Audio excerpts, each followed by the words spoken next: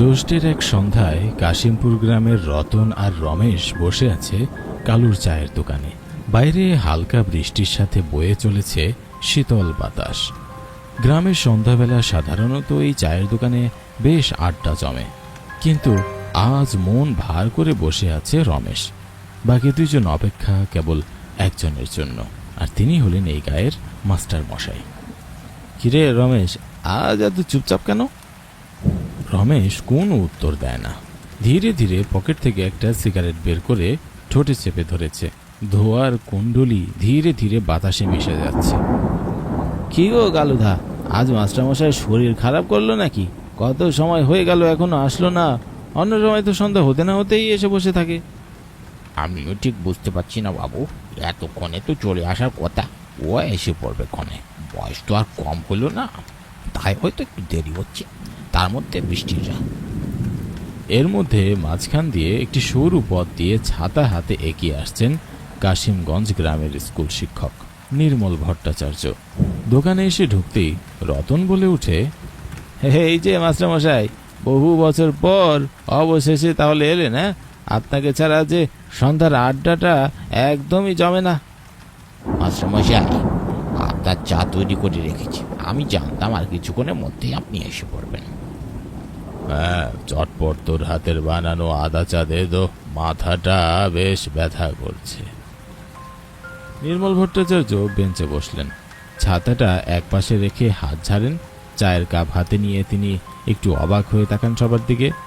চায়ের আড্ডায় বসে মন মারা হয়ে কি যেন একটা ভেবে চলেছে রমেশ। চায়ের দোকানদার কালু সেটা লক্ষ্য করে বলে, এই যে রমেশদা, আজ তুমি কোনো কথা বলছো না, কি ভেবে চলেছো বলো তো? রমেশ অন্যমনস্ক হয়েছিল। কালুর কথায় একটু নড়ে চড়ে বসে উঠল। ও কিছু না, এমনি। কি বলছো? আমি সেই তোমার আসার পর থেকেই দেখছি তুমি কেমন যেন একটা কি যেন ভেবে চলেছো, আর তুমি বলছো এমনি। এবার মাস্টার মশাই ব্যাপারটা লক্ষ্য করলো, তারপর রমেশকে বলল, তাই তো। কিরে রমেশ, তোকে এত মন মরা দেখাচ্ছে কেন? কি হয়েছে কি তোর? হ্যাঁ। রতন আর রমেশ একে অপরের দিকে তাকায়। তারপর রমেশ বলে, না না মাস্টার মশাই, তেমন কিছুই না। কদিন ছেলের শরীরটা খুব একটা ভালো নেই, তাই একটু চিন্তায় আছি। আরে অত চিন্তার কিছু নেই, উপরওয়ালা তো সব ঠিক করে দেবেই। তোদের সবার কি অবস্থা এবার সেটা বল। আর অবস্থা, সারাদিন পরে চায়ের দোকানে আপনার গল্প না শুনলে কি আর মন ভালো হয়? হ্যাঁ, আজকে কিন্তু আমরা ভূতের গল্প না শুনে আপনাকে ছাড়ছি না। হ্যাঁ মাস্টার মশাই, এমন বয়সের ঠান্ডা পরিবেশে একটা জম্পেশ ভূতের গল্প ছাড়া জমছেই না। মাস্টার মশাই হেসে উঠে চায়ে চুমুক দিয়ে মৃদু স্বরে বললেন, আচ্ছা ঠিক আছে, তোরা যেহেতু এত করে বলছিস তাহলে তো একটা গল্প বলতেই হয়। তবে আজকের গল্পটা কিন্তু কোনো কাল্পনিক কাহিনী নয়, আমার সাথে ঘটে যাওয়া একটা সত্য ঘটনা, যা আমি ছাড়া আর কেউ জানে না। বেশ কিছু বছর আগে বেলতলি নামক গ্রামের একটা স্কুলে আমার পোস্টিং হয়েছিল। আমি সেজন্য শহর থেকে গ্রামের উদ্দেশ্যে বেরিয়ে পড়েছিলাম। তো আস্তে আস্তে ওই দিন বেশ কিছুটা রাত হয়ে এসেছিল। যদিও আমাকে স্টেশন থেকে একজন রিসিভ করার কথা ছিল, কিন্তু আমি সেখানে যাওয়ার পর তেমন কাউকেই দেখতে পাই না। বেশ কিছুক্ষণ অপেক্ষা করার পর অবশেষে ভাগ্যক্রমে একটা রিক্সা পেয়ে যাই। রিক্সা বেশ কিছুক্ষণ ভালোভাবে চলার পর রিক্সাওয়ালা আমাকে বলল, বাবু, বেলতলি গ্রামে আপনি কোথায় যাবেন? বেলতলি গ্রামের স্কুলে আমি শিক্ষক হিসাবে নিযুক্ত হয়েছি, সেখানেই যাচ্ছি। যাচ্ছেন যান, আমি কিন্তু বাবু স্কুলের সামনে পর্যন্ত দিয়ে আসতে পারবো না। আচ্ছা ঠিক আছে, কিন্তু কেন? অত কেন টেনার উত্তর আমি জানি না গো বাবু, শুনেছি রাতের বেলা জায়গাটা খুব একটা ভালো না। রিক্সাওয়ালার কথাগুলো কেমন একটু অদ্ভুত লাগছিল। তারপরে আমি আর তার সাথে তেমন একটা বেশি কথা বললাম না। মিনিট 15-20 পর আমাকে স্কুল থেকে বেশ কিছুটা দূরে নামিয়ে দিল। আমি রিক্সাওয়ালাটাকে টাকা পরিশোধ করে সামনের দিকে হাঁটতে লাগলাম। কিন্তু স্কুলের সামনে দিয়ে যখন হাঁটছিলাম তখন আমার কাছে কেমন যেন একটা মনে হলো, স্কুলের একটা কামরায় আলো কেমন জানি জ্বলজ্বল করছে।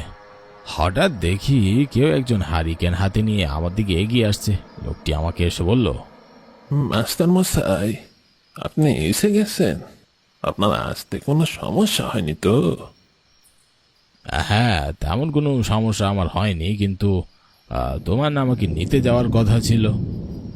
ক্ষমা করবেন, আসলে কি বলেন তো মাস্টার মশাই, আমি আপনাদের নিতেই রেডি হয়ে বসেছিলাম, কিন্তু কখন যে চোখ দুটো লেগে গেছে বুঝতেই পারিনি।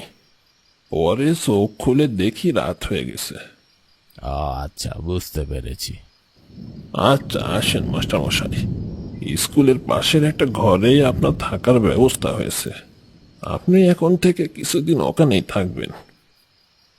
আমি আমার থাকার ঘরে প্রবেশ করলাম। দীর্ঘ একটা জার্নির পর ক্লান্ত হয়ে শুয়ে পড়েছিলাম। মাস্টার মশাই, মাস্টার মশাই, উঠুন, উঠুন। কে- কে- কে- কে?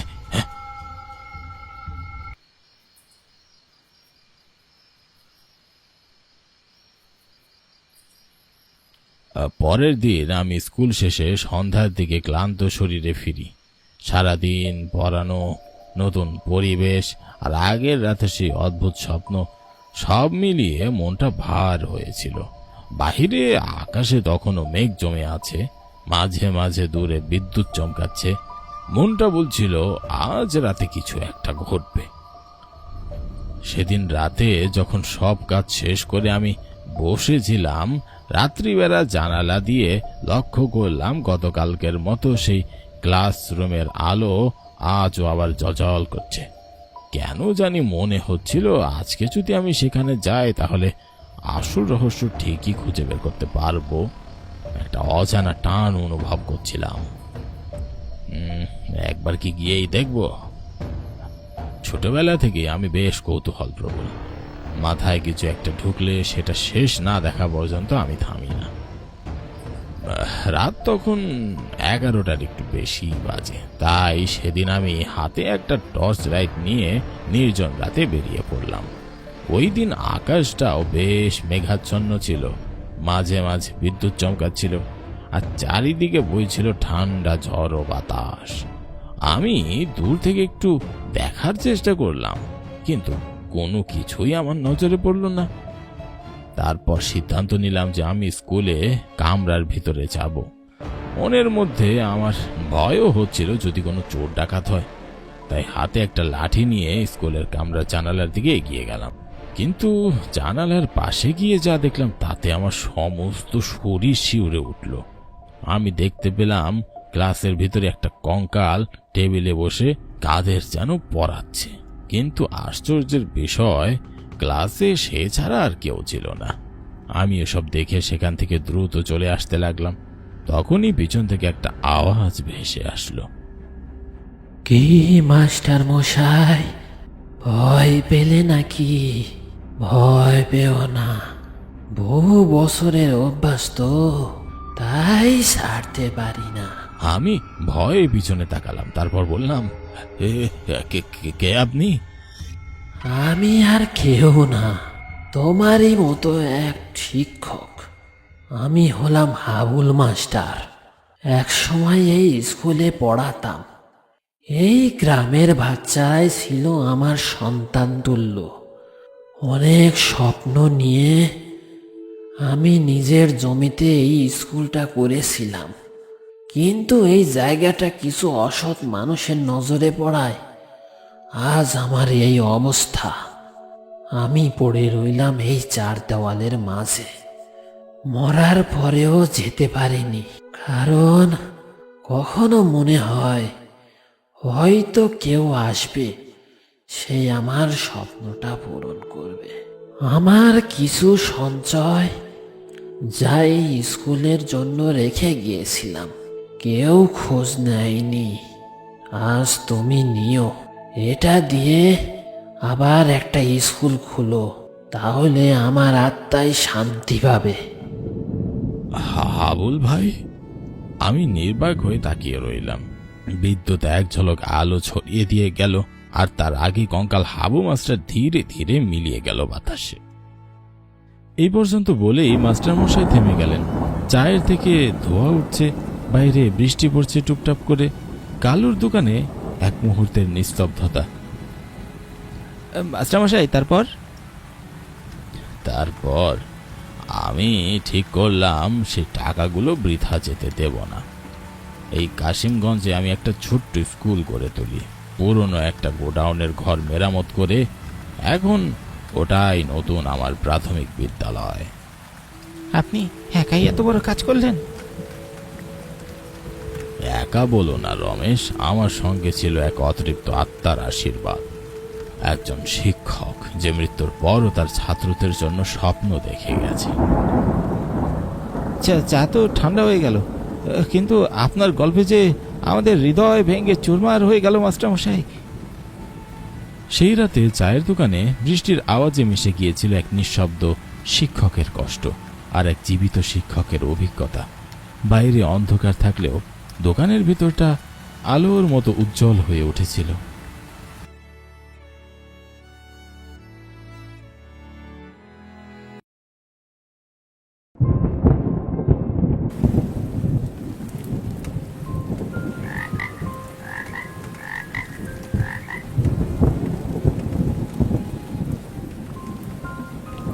বিকেলটা শুরু হয়েছিল একেবারে সাধারণভাবে। মনে হচ্ছিল শহর থেকে ফিরে গ্রামের শান্ত রাস্তায় হাঁটা হবে, শুধু বন্ধু আর স্মৃতির সাথে। অনেক বছর পর দেখা প্রসেনের সাথে মনের ভেতরটা কেমন যেন আনন্দে ধকধক করছিল। কিন্তু সময় সে তো কখনোই সাবধান করে আসে না। বিকেলের রোদ কেমন করে যেন বদলে গেল এক ঘন বাদল রাতে। আমরা বুঝতেই পারিনি। কে জানতো সেই শান্ত যাত্রাটাই এক অলিখিত গল্পের পথে নিয়ে যাবে আমাদের। এই গ্রাম এখনো আগের মতোই আছে রে ফিরোজ। কাদা পথ, বাতি নেই। শহরে মানুষ হতে হতে বলেই গেছিলাম এরকম অন্ধকার কি জিনিস। তুই তো আবার শহরের রাজা হয়ে গেছিস। হ্যাঁ, এই কাদা রাস্তায় তোকে মানায় না।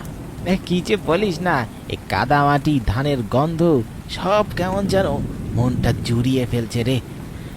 মনে আছে স্কুল পালিয়ে কতবার এই রাস্তা ধরে দৌড়াতাম সেই দিনগুলো? হ্যাঁ, আহা কি আনন্দের ছিল সেই দিনগুলি। সন্ধ্যায় যখন ধীরে ধীরে রাতের আঁচলে মিশে যায়, তখন চারপাশে নেমে আসে এক বৃষ্টি ভেজা ঘোষ। না পুরো অন্ধকার, না আলো, ঝাপসা একটা আবরণে ঢেকে আছে সবকিছু। বৃষ্টি আর বজ্রপাতের মাঝে বন্ধুর সাথে হাঁটতে একটা অন্যরকম অনুভূতি কাজ করছিল। কিরে, দাঁড়িয়ে বললি যে? এই রাস্তা দিয়ে না লোকজন বলতো কেউ একজন হারিয়ে গিয়েছিল, মনে আছে? তুই কি আবার ভূতের গল্প শুরু করলি নাকি? হ্যাঁ, এমনিতে রাত হয়ে গেছে, এই বৃষ্টির মধ্যে এইসব নিয়ে কথা বলতে নেই। না না, সিরিয়াসলি বলছি। ছোটবেলায় কত গল্প শুনেছিলাম, একটা লোক নাকি রাতে দেখেছিল একটা বুড়ি দাঁড়িয়ে আছে, কিন্তু পরদিন তাকে অনেক খোঁচাখুচি করেও পাওয়া যায়নি। তারপর বুড়িটা গিলে খেয়েছে তোকে? হ্যাঁ, তুই তো সেই ছোটবেলায় পড়ে আছিস। হ্যাঁ, এইসব বলেই তুই মেয়েদের ভয় দেখাতিস। এমনিতেই ভিজে গেছি, এখন এখানে না দাঁড়িয়ে থেকে চল সামনের দিকে এগোনো যাক। আরে ভূত থাকুক বা না থাকুক, রাতের অন্ধকারটা কিন্তু নিজের মতো করে ফিস ফিস করে কানে। চারপাশ নিস্তব্ধ, শুধু দূর থেকে শোনা যায় ব্যাঙের ডাক আর আকাশে মেঘের গর্জনের সাথে বৃষ্টির শব্দ। আমার ছোটবেলায় আমার দাদু বলতো এই বাদলের রাতে নাকি যেদিন আকাশে বজ্র থাকে কিন্তু বিদ্যুৎ থাকে না, সেদিন নাকি মৃত আত্মারা হাঁটে পথের উপর দিয়ে। আরে সেই মৃত আত্মারা বোধ হয় আমার পিছু নিয়েছে। দেখ, এখনই একটা গাছের পিছে কেউ একজন দাঁড়িয়ে থাকবে। হঠাৎ একটা বাজ পড়ে একটু দূরে, গাছের ছায়া পড়ে রাস্তায়। আমরা দুজনেই থেমে যাই মুহূর্তের জন্য। বুঝলি, এইসব মজা করার জিনিস না এখন। হ্যাঁ, এখন গ্রামে বহু কিছু শোনা যায়। হ্যাঁ, আমার বাড়ি যাওয়ার কথা ওই নিমতলা তো পরেই যায়। তাহলে আজকে কিছু স্পেশাল হবে বল? গল্প তো অনেক বললেই, এবার দেখা যাক বাস্তবে কি ঘটে। আস্তে আস্তে বৃষ্টির গতি বাড়তে থাকে আর আমরা দ্রুত পা চালানো শুরু করি। সামনে আবছা আলোর মধ্য দিয়ে দেখা যায় একটি চায়ের দোকান। আমরা যতই হাসাহাসি করছিলাম, মনটা কিন্তু অদ্ভুতভাবে ভার হয়ে উঠেছিল। বাদলের রাতে পথ যতই অচেনা হয়ে যাচ্ছিল, ততই যেন অতীতের গন্ধ ফিরে আসছিল। সজোরে বাতাস বইছে, ভেজা কাদা মাখা পথ বেয়ে হেঁটে চলেছি আমি আর প্রসেন। সামনে দুচোখ পড়ল ছোট্ট একটা চায়ের দোকানে। টিনের ছাউনি, নিচে পাটকাঠির বেঞ্চ, সামনে ঝুলছে হ্যাজাক বাতি, টিমটিমে আলো। দোকানের সামনের বেঞ্চে বসে আছে দুজন স্থানীয় গ্রামবাসী। আমি আর প্রসেন সেখানে গিয়ে বসে পড়ি চায়ের দোকানের এক পাশের বেঞ্চে। আরে বাবা, এই বৃষ্টিতে ভিজে তো তোমরা একাকার হয়ে গেছো, একেবারে জল চমচমে অবস্থা। ভিজে এসেছি বলে মনে হচ্ছে এই ফ্রিতে স্নান হয়ে গেল। গ্রামের বাইরে থাকি তো কাকা, বহুদিন পরে এসেছি। ভাবলাম বন্ধুকে নিয়ে একটু ঘুরে আসি এই পুরোনো জায়গাগুলোতে। বৃষ্টিতে ভেবেছিলাম, কিন্তু এভাবে যে ভিজিয়ে দেবে সেটা বুঝতে পারিনি। ভিজলেও মন্দ লাগছে না, বরং এই দোকানটা না থাকলে বৃষ্টির মধ্যে দাঁড়াবারও জায়গা পেতাম না। তামশাই, আপনার কুটের দিকে এলেন জুনি? আমরা শহর থেকে এসেছি বহুদিন পরে গ্রামের উদ্দেশ্যে। আমার বন্ধু ফিরত যাবে নিমপুর গ্রামের দিকে, আর আমি যাব তার পাশের গ্রামে। নিমপুর গ্রাম? ওইদিকে তো তাহলে তো নিমতলার রাস্তা পড়ে। নিমপুর গ্রামের কথা শুনে লোকটার মুখে কেমন যেন একটু চিন্তার ভাঁজ পড়ে। হ্যাঁ, ওই রাস্তা ধরেই তো ফিরতে হবে আমাকে। তো এত অবাক হচ্ছেন কেন? এই রাস্তা তো একা পার হওয়ার মতো না, বিশেষ করে রাতের বেলা তো নয়। আরে দাদা, ভৌতিক গল্প শুরু করলেন নাকি? চল রে ফিরোজ, দেরি হয়ে যাচ্ছে, এখানে আর থাকা ঠিক হবে না, এমনিতেই অনেক রাত হয়ে গেছে। গল্প না, কথাগুলো বিশ্বাস করবেন কিনা জানি না, তবে এটাই সত্যি। তার মধ্যে আজ ঝড় বাদলের রাত, বুঝেনি তো। আরে না না, ওটাও ভয় পাবেন না, এসব গ্রামের গুজব। বাতাসে একটু চাপা গন্ধ থাকলে সবাই ভূতের গল্প বানায়। বৃষ্টিতে যেহেতু যেটাই চাচ্ছেন, দুটো ছাতা নিয়ে যান, পরে আবার এসে ফেরত দেবেন। বৃষ্টিতে ভিজে আবার জ্বর চলে আসবে। দোকানদার দুটো ছাতা এগিয়ে দেয়। আমি আর প্রশ্ন ওগুলো হাতে নেই। দোকানদার তাকিয়ে থাকে এক ধরনের চিন্তিত চোখে। আরে মশাই, আরেকবার ভেবে দেখুন বিষয়টা। এত রাতে ওদিকে একা একা যাওয়া মোটেও কিন্তু সঠিক সিদ্ধান্ত নয়, বলে দিলুম। আমি কথাটা শুনে কোনো উত্তর করলাম না। আমি আর আমার বন্ধু সেখান থেকে বিদায় জানিয়ে যে যার মতো বাড়ির উদ্দেশ্যে রওনা দিই। সেই মুহূর্তে কিছু একটা কাঁটার মতো খচখচ করছিল মনে, কিন্তু পাত্তা দিলাম না। কে আর গুজবে ভয় পায়? কি আর এমন হবে? সেই ভেবেই আমি হেঁটে চলেছি একা নিমতলার দিকে, তাও আবার ঝড় বাদলের মধ্যে। এই ঝড় বৃষ্টির মধ্যে এক হাতে ছাতা আর এক হাতে ব্যাগ নিয়ে চলতে একটু অসুবিধাই হচ্ছিল। পেছনে বৃষ্টির শব্দ, সামনে কেবল অস্পষ্ট অন্ধকার। বাতাস কেমন একটা হিমেল ছিল, যেন কাঁধে কারো নিঃশ্বাস পড়ছে। কিছুটা দূরে যেতেই নিমতলার একটা গাছ ধীরে ধীরে স্পষ্ট হতে থাকে। তার চারপাশে অন্ধকারটা একটু ঘন, অস্বাভাবিকভাবে নিস্তব্ধ পরিবেশ। হঠাৎ একবার মনে হয় পেছন থেকে কেউ একজন আসছে আমার সাথে সাথে। আমি পেছনে তাকিয়ে এদিক ওদিক দেখবার চেষ্টা করলাম, কিন্তু কোথাও কোনো কিছু দেখতে পেলাম না। শুধু ঝিরঝির বৃষ্টির শব্দ আর বাতাসে ঠান্ডা শিরশিরে কাঁপুনি। মনে হচ্ছিল অদেখা কোনো ছায়া আমার পিছনে পিছনে হাঁটছে। গাছটার কাছে এসে হঠাৎ আমি থেমে যাই। কি দূরে ওটা? কি মনে তো হচ্ছে কেউ দাঁড়িয়ে আছে। ভালো করে দেখতেই দূরে দেখতে পেলাম একজন বৃদ্ধা বুড়ি ছাতা মাথায় দিয়ে দাঁড়িয়ে আছে নিমতলার গাছের নিচে। আমি নিম গাছের কাছে যেতেই বুড়ি আমাকে বলে উঠল, এই রাতে একা একা কোথায় যাচ্ছ বাবা? সামনে আমার বাড়ি, এসো একটু বিশ্রাম নেবে চলো। এরকম হিমশীতল গলা শুনে আমি একটু ভয় পেয়ে পিছনের দিকে সরে যাই। না ধন্যবাদ, আমার বাড়ি এখান থেকে খুব একটা দূরেও নয়, আর ছাতা তো আমার কাছে আছেই, কোনো অসুবিধা হবে না যেতে। এই রাস্তা দিয়ে যে একবার আসে সে আর ফেরে না। চলো, এসো আমার সাথে, এসো। আমি তার কথায় কোনো তোয়াক্কা না করেই যখন এই সামনের দিকে হাঁটতে লাগলাম, তখনই সে হঠাৎ করে আমার সামনে চলে এলো। বুড়িটা ধীরে ধীরে তার চেহারা পরিবর্তন করতে থাকে। সেই মুখে নেই কোনো চামড়া, কেবল কুচকে যাওয়া কাচের মতো পালিশ করা হাড়। চোখ দুটি লালচে আলোর মতো জ্বলছে, যেন অন্ধকার ভেদ করে তাকিয়ে আছে এক দৃষ্টিতে। চারদিকে অনেক রকম ছায়া ঘিরে ধরেছে। আমি বুঝতে পারি আমার সাথে খারাপ কিছু হতে চলেছে। কে আছো, বাঁচাও! পিছনে দৌড় দিতে গিয়ে দেখি পা যেন আটকে গেছে মাটিতে, শরীরটা নড়াতে পারছি না। ছায়াগুলো আমার চারপাশে ঘুরছে, ফিসফিস করে কিছু অজানা একটা ভাষায় কিছু একটা বলছে। গলা শুকিয়ে যাচ্ছে আমার, শব্দ বেরোচ্ছে না মুখ দিয়ে। আমি বুঝলাম আমি ওদের চোখে পড়ে গেছি। এখান থেকে আমার আর কোনো নিস্তার নেই। হঠাৎ ঝাপসা বৃষ্টির মধ্যে দিয়ে হারিকেনের ম্লান আলো চোখে পড়ে। সেই আলো ধীরে ধীরে এগিয়ে আসছে আমার দিকে। এটা তো চায়ের দোকানের সেই দুটো লোক।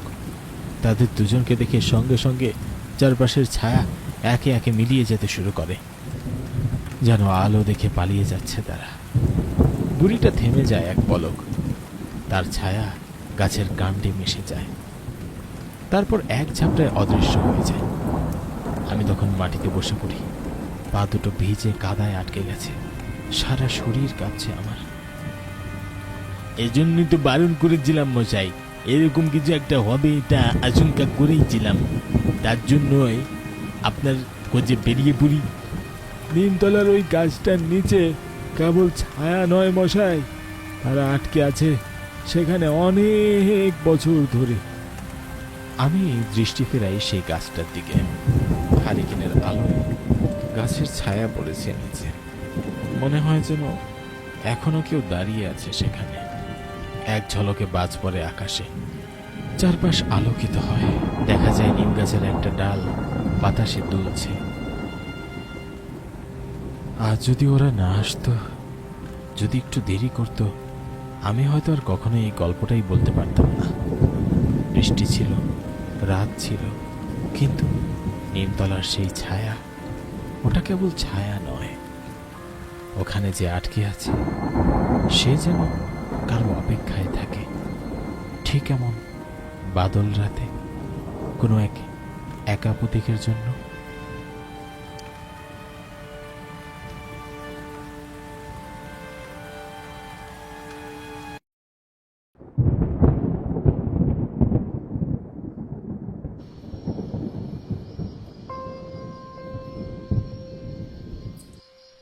নয়নপুর গ্রামের এক কোণায় বাঁশ টিনের ছইওয়ালা একটা ছোট্ট ক্লাব ঘর আছে।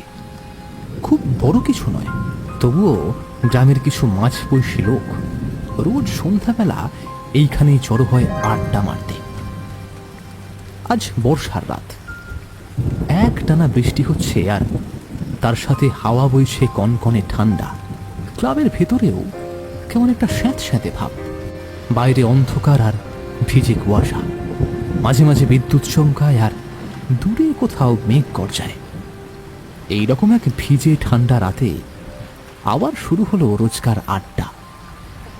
সব যেন ঠিকঠাকই চলছিল, কিন্তু কেউ জানতো না যে এই রাতের গল্পটা একটু অন্যরকম হতে চলেছে। এই বর্ষার সময় বৃষ্টিটা হয়ে ঠান্ডাটা যেন আরো কয়েক গুণ বেড়ে গেল, কি বলিস? যা বলেছিস জাদু, আর অবধি ঠান্ডাতে কেঁপে উঠছে।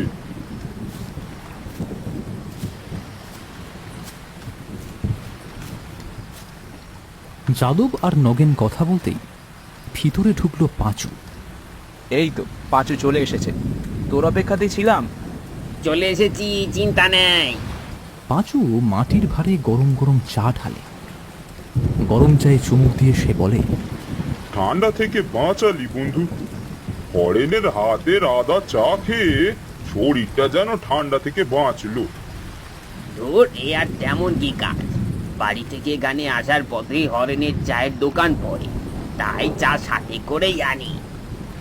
গল্প করতে করতে কখন যে তিনজনে দু কাপ করে চা খেয়ে ফেললো কেউ বুঝতেই পারলো না। ও আরেকটা কথা তো বলতেই ভুলে গেছিলাম, কালকে থেকে হরেন আবার আলু চপ, মাছের চপ ভাজবে। বাহ, তাহলে তো আরো ভালো হলো, চপ খাওয়া যাবে কালকের থেকে। শুধু তাই নাকি, হরেন বলেছে সামনে সপ্তাহ থেকে মাংসের চপও রাখবে। আরে এ তো সোনায় সোহাগা। কি বলিস যাদব? যাদব খাবারের কথাগুলো শুনে কিছু সময় চুপ করে তারপর বলল, এই মাংসের কথা শুনে একটা কথা মনে পড়ে গেল। কি কথা রে যাদব? বলছি, মহেশগঞ্জের ঝিলে কালো হাঁস ধরতে গেলে কেমন হয়? এই বর্ষা এখন শেষের পথে আর শরতে শুরু, আর এখনই সময় মহেশগঞ্জের ঝিলে কালো হাঁস আসে। এর মাংস এই সময় দারুণ সুস্বাদু, যাবি নাকি? মহেশগঞ্জের ঝিলে কালো হাঁস? হ্যাঁ, শুনেছি বটে অনেকের কাছে, তবে সেখানে যাওয়াটা নাকি ভয়ঙ্কর। ঠিক বলেছিস পাঁচু, আমিও একই কথা শুনেছি। শোনা যায় যারা ওখানে রাতে গেছে আর ফেরেনি, আর যারাও ফিরেছে তাদের অবস্থা হয়েছে ভয়ঙ্কর। আরে ধুর, ওসব গাঁজাখুরি গল্প ছাড়া আর কিছুই না, বুঝলি? না রে, শোনা যায় কালো হাঁসের বেশি জিয়েরা ওখানে থাকে বছরের এই সময়।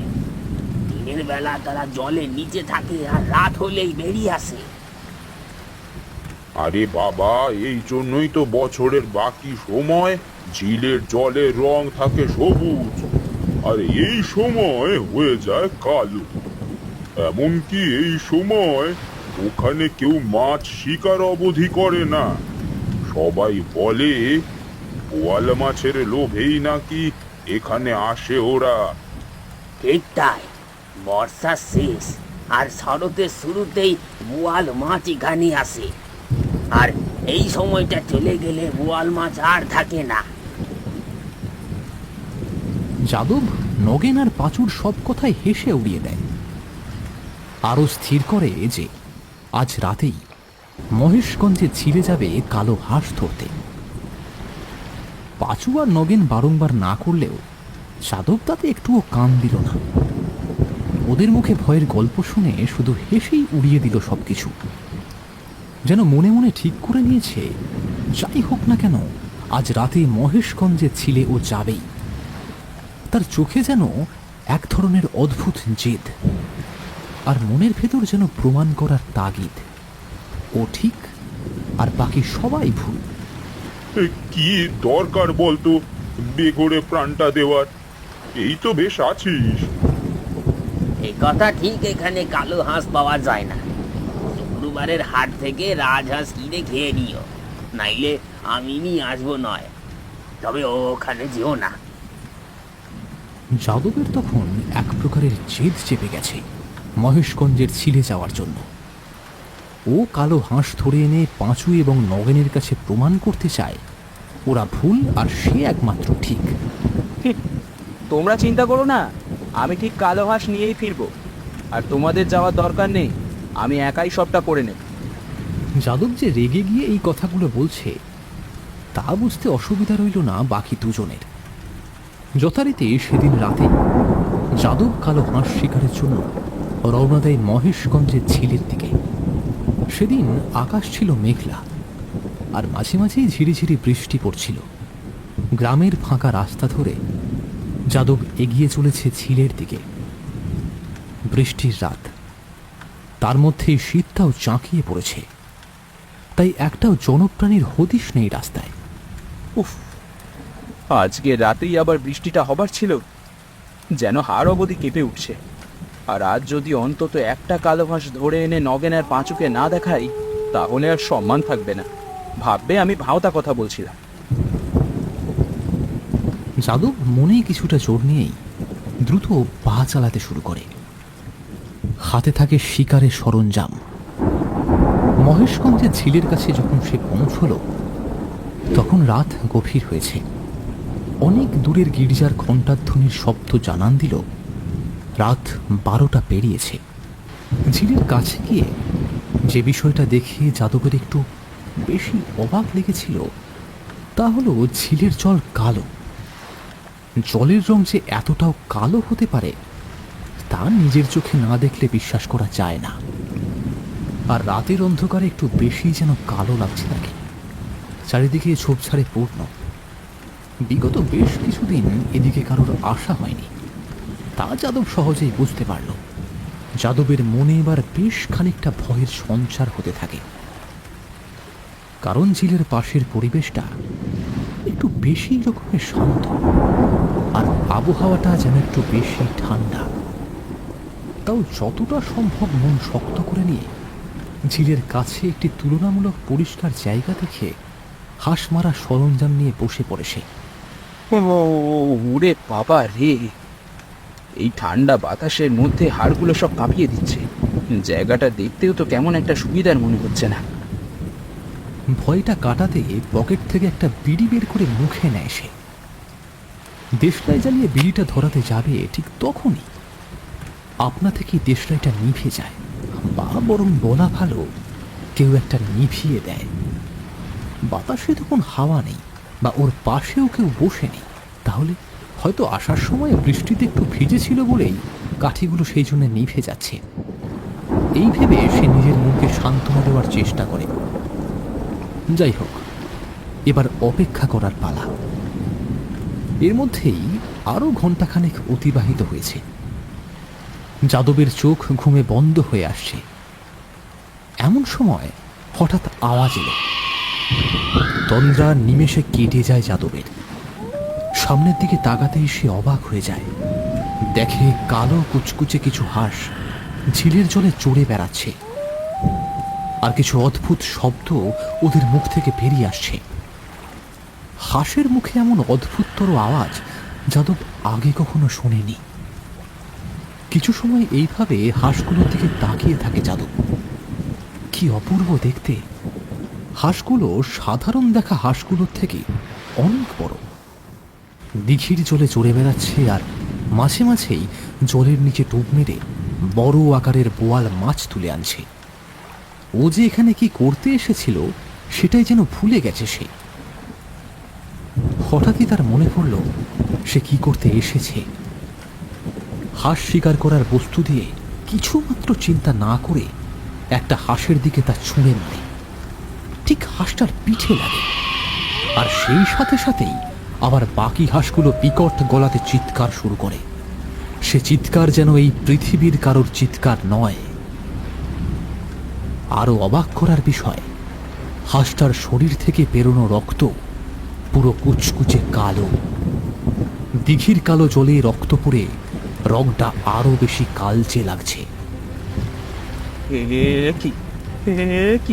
কি হচ্ছে এসব আমার সাথে? এবার সবকটা হাঁস একসাথে যাদবের দিকে তাকায়, আর ধীরে ধীরে তাদের চেহারা পাল্টে যেতে থাকে। কালো হাঁসের পেছন থেকে বেরিয়ে আসে কিছু ভয়ঙ্কর চেহারা। গায়ের রং কুচকুচে কালো, লাল চোখ, মাথার মাঝখানে সামান্য চুল, আর হাতের লম্বা নখ। ভয়ে কাঁপতে শুরু করে যাদব। হায় রে হায়, সবাই ঠিকই বলেছিল। ছিলে সত্যি জিন থাকে। আমি না শুনেই চলে এলাম। এরা তো হাঁস না, এরা যে জিন। যাদব আর বসে থাকতে পারে না, উঠে পালাতে যায়। আর ঠিক তখনই দেখে তার পেছনে দাঁড়িয়ে আছে আরো বড় আকারের একটা জিন। এক পা দুপা করে পেছনের দিকে যেতে থাকে সে, আর কিছুটা পেছোতেই দিঘির জলে পড়ে যায়। কি ভীষণ ঠান্ডা! এ যেন একটু বেশি ঠান্ডা। সাঁতরে পাড়ে ওঠার চেষ্টা করে, কিন্তু পারে না। পিছন থেকে সেই ভয়ঙ্কর চেহারা জিনেরা ওকে জলের ভেতরে টেনে নিয়ে যেতে থাকে। বেশি সময় ওদের সাথে পেরে ওঠে না সে।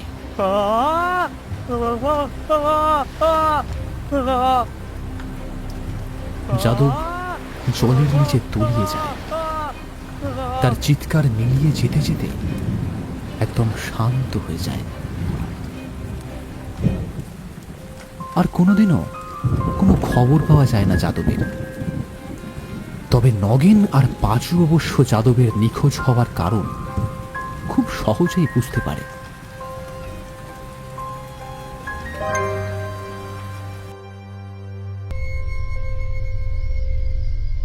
আজ বুধবার, তাই নিমতলার বাজারটা লোকজনে ভরে উঠেছে। সবাই যে যার দৈনিক জীবনযাপনের জিনিসপত্র কিনছে।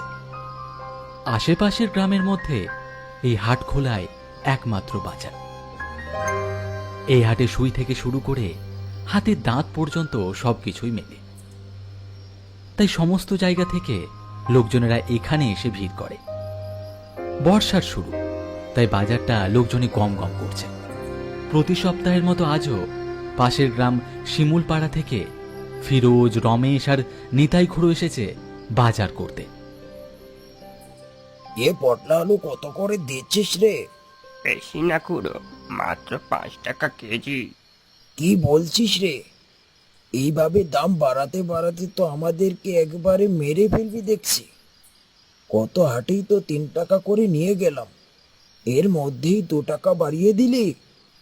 কি যে বলো খুড়ো, তোমার সাথে কোনোদিন দামাদামি করে পারলাম না।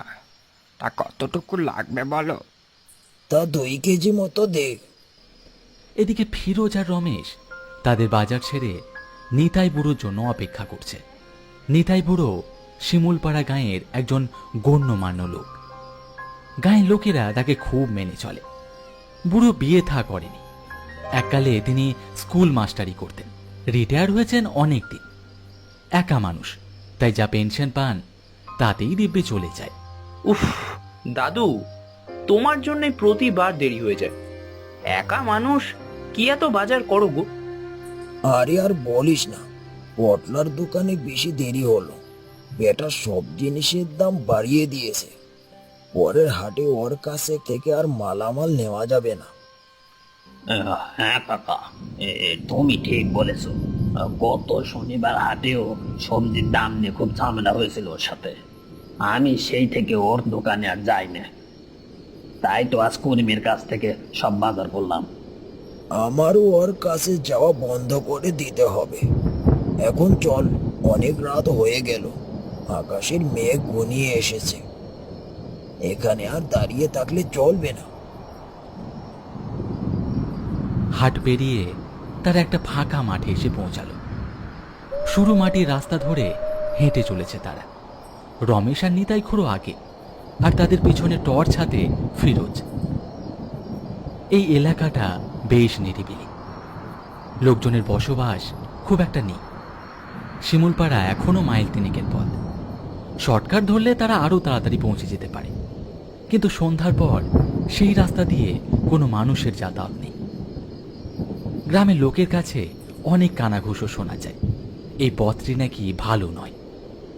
এই পথের মাঝেই পড়ে বিক্রমের তাল বাগান। সেখানে নাকি অনেকে অনেক কিছু দেখেছে। তাই যতই দেরি হোক, সন্ধ্যার পর সেই রাস্তা দিয়ে আর কেউ যাওয়া আসা করে না। নিতাই দাদু, চলো এই রাস্তা দিয়েই যাওয়া যাক। রাতটা অনেক হচ্ছে, তাড়াতাড়ি গায়ে পৌঁছে যাব। খেয়ে পেয়েছিস নাকি তুই? ওই রাস্তা দিয়ে গেলে আজ আর কাউকে বাড়ি ফিরতে হবে না গো। কেন? এই রাস্তায় কি আছে? আজ পর্যন্ত শুনে আসছি এই রাস্তায় যেতে নেই। আদেও কোনোদিন কেউ কিছু দেখেনি। বাবা ফিরোজ, রাস্তা খুব একটা ভালো নয়। লোকজনের বেশি যাতায়াত না থাকায় রাস্তার পাশে ঝোপ জঙ্গল হয়ে গেছে। রাত বিরাতে সাপপোকের ভয়, তাই আর কেউ যায় না। না, আমি আজ এই রাস্তা দিয়েই যাব। দেখি এই রাস্তায় কি আছে। আর তাছাড়া আমাদের কাছে তো টর্চ আছে। দেখ ফিরোজ, একদম জেদ করিস না। বললাম তো, ওই রাস্তা দিয়ে যাওয়া ঠিক হবে না। যত সময় লাগুক এই রাস্তা দিয়েই যেতে হবে। ঠিক আছে, তাহলে তোমরা যখন যাবেই না, তখন আমি একাই চলে যাচ্ছি।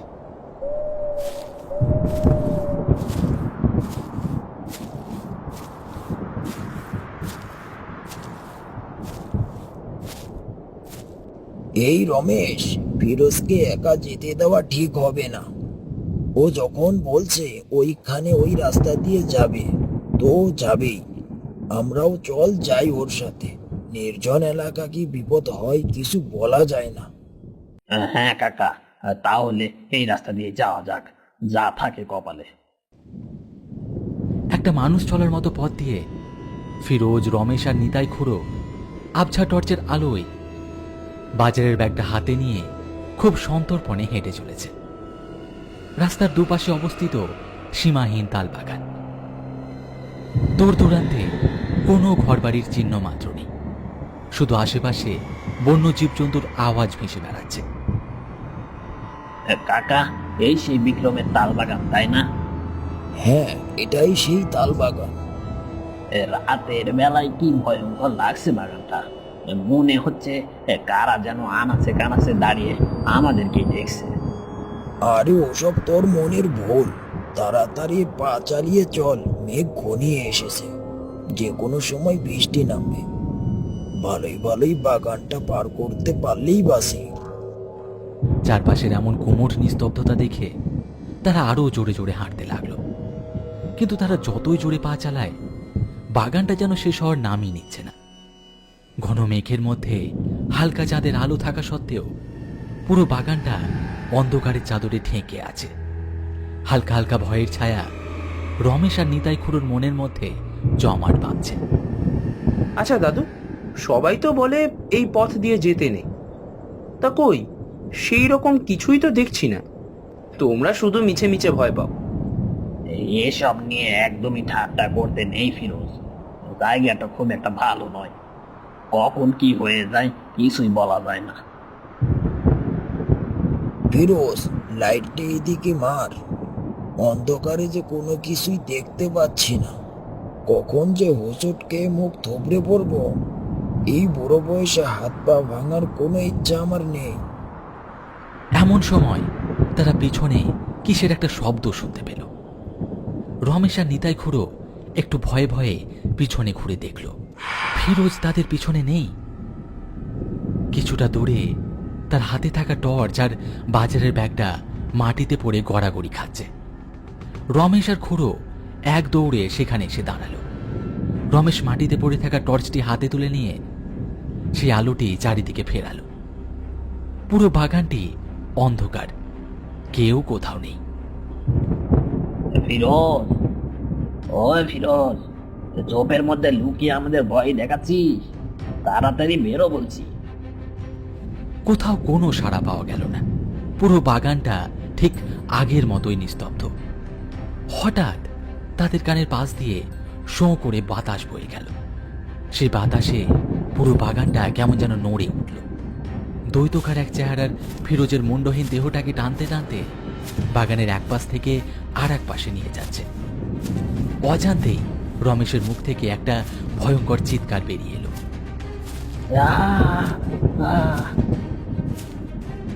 সঙ্গে সঙ্গে দ্বৈতটি তাদের দিকে ফিরে তাকালো। কি ভয়ঙ্কর রূপ তার! চোখ দুটো জ্বলন্ত, অগ্নিশিখার মতো জল জল পড়ছে। রমেশ আর নিতাই খুড়োর দাঁড়ানোর ক্ষমতা নেই, এখান থেকে পালাতে পারলেই বাঁচে। রমেশ তার হাতে থাকা টর্চ আর বাজারের ব্যাগ ফেলে দিয়ে গ্রামের দিকে দৌড়ালো। তার দেখা দেখি নিতাই খুড়ো পিছন পিছন দৌড়ালো।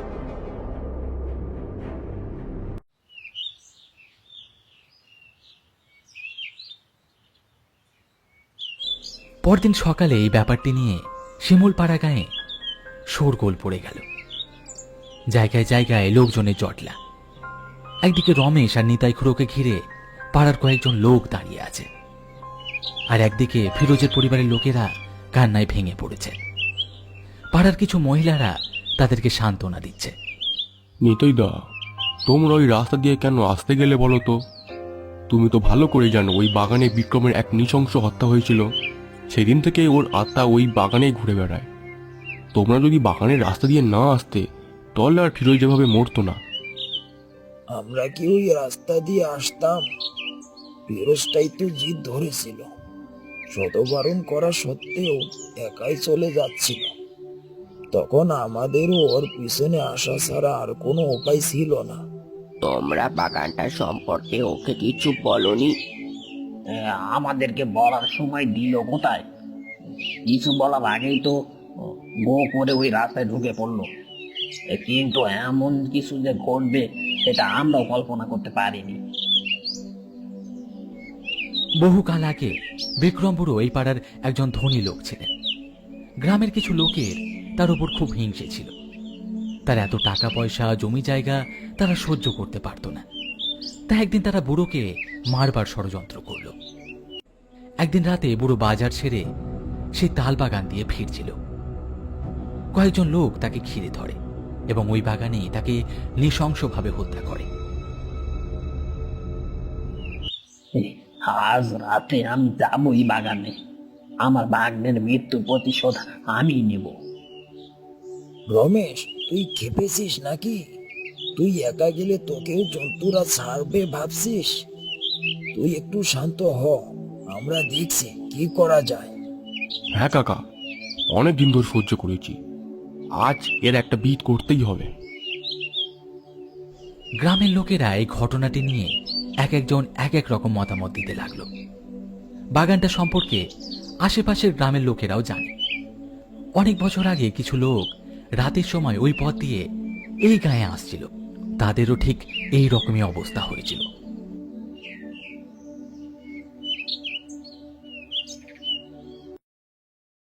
সেদিন রাতে ফিরোজের কাকা একাই হারিকেন হাতে বেরিয়ে পড়ে সেই বাগানের দিকে। শিমুলপাড়া তখন গভীর ঘুমে মগ্ন। ভাইপোর মৃত্যুর প্রতিশোধ নেওয়ার জন্য রমেশ তখন উন্মাদ হয়ে গেছে। খানিক পর রমেশ তাল বাগানে চলে এলো। কে আমার বাঘকে মেরেছিস? সাহস থাকে তো এখনই আয় বলছি। রমেশ কয়েকবার এমন ডাকার পর হঠাৎই পুরো বাগানটা তোলপাড় হয়ে গেল। তার সাথে শো শো শব্দ করে বাতাস শুরু হলো। তখনই সামনের একটি তাল গাছের মাথা থেকে একটা ছায়ামূর্তি লাফিয়ে নিচে পড়ল। তুই তোর ভাগ্নের মতো মরার জন্য এখানে এসেছিস? আয়, তোকেও তোর ভাগ্নের কাছে পাঠিয়ে দিই। কেন মেরেছিস তুই আমার ভাগ্নিকে? কি দোষ ছিল ওর? দোষটা তোর ভাগ্নের ছিল না, ছিল তোর বাবা পশুপতির। তার চক্রান্তেই তো আমার মৃত্যু হয়েছিল। আজ তোকেও ছাড়বো না আমি। বিক্রম তখন রমেশের গলা ধরে শূন্যে তুলে ধরল। রমেশ যন্ত্রণায় ছটপট করছে। বিক্রম, রমেশকে ছেড়ে দে। ওর বাবা তোর সাথে যা করেছে সেটা অন্যায়, কিন্তু তার শাস্তি রমেশ আর তার ভাগ্নেকে কেন দিচ্ছিস? ওকে এখনই ছেড়ে দিয়ে এই গা থেকে চলে যা, না হলে আমরা তোকে পুড়িয়ে ছাই করে দেব।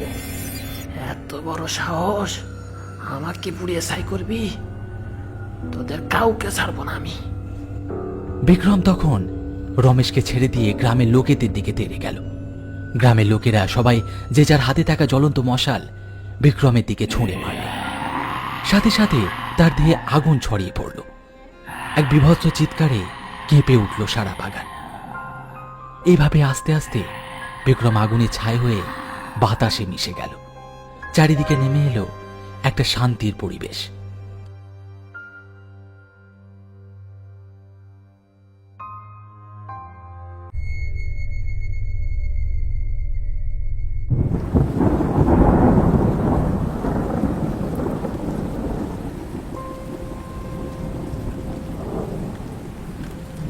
আকাশটা যেন আজ ফুটো হয়ে গিয়েছে। সন্ধ্যা থেকে যে বৃষ্টি শুরু হয়েছে থামার কোনো লক্ষণই নেই। ঝমঝম করে পড়ছে তো পড়ছেই, থেকে থেকে বিদ্যুৎ চমকাচ্ছে আর মেঘের গরুম গরুম ডাকে সব কেঁপে উঠছে।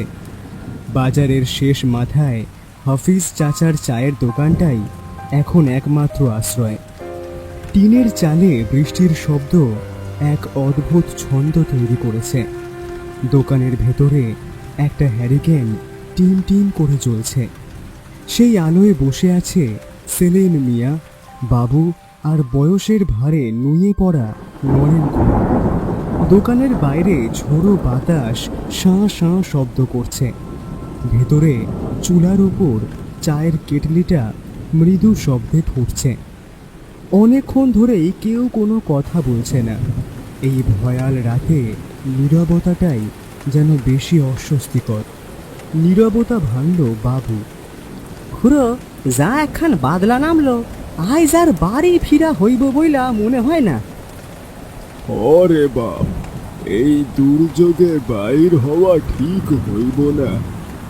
এইখানেই বৈশা থাক, বৃষ্টি কমলে এক লগে বাইরে হমুনে। এইরকম রাইতে ইলিশ খিচুড়ি জম্পেশ হয়, হ্যাঁ, সাথে যদি থাকে বেগুন ভাজা। ঠিক কইছে, আজ দুপুরে একখান ইলিশ আনছিলাম বাজার থাইকা, 1 কেজি ওজন, রূপার মতন রং। হ্যাঁ, আরে পাইছিলি কই? বলি পদ্মা থাইকা লোকাইছিল নাকি? হ, এক ব্যাপারী আইছিল, দাম যা চড়া, কিন্তু লোভ সামলাইতে পারলাম কই।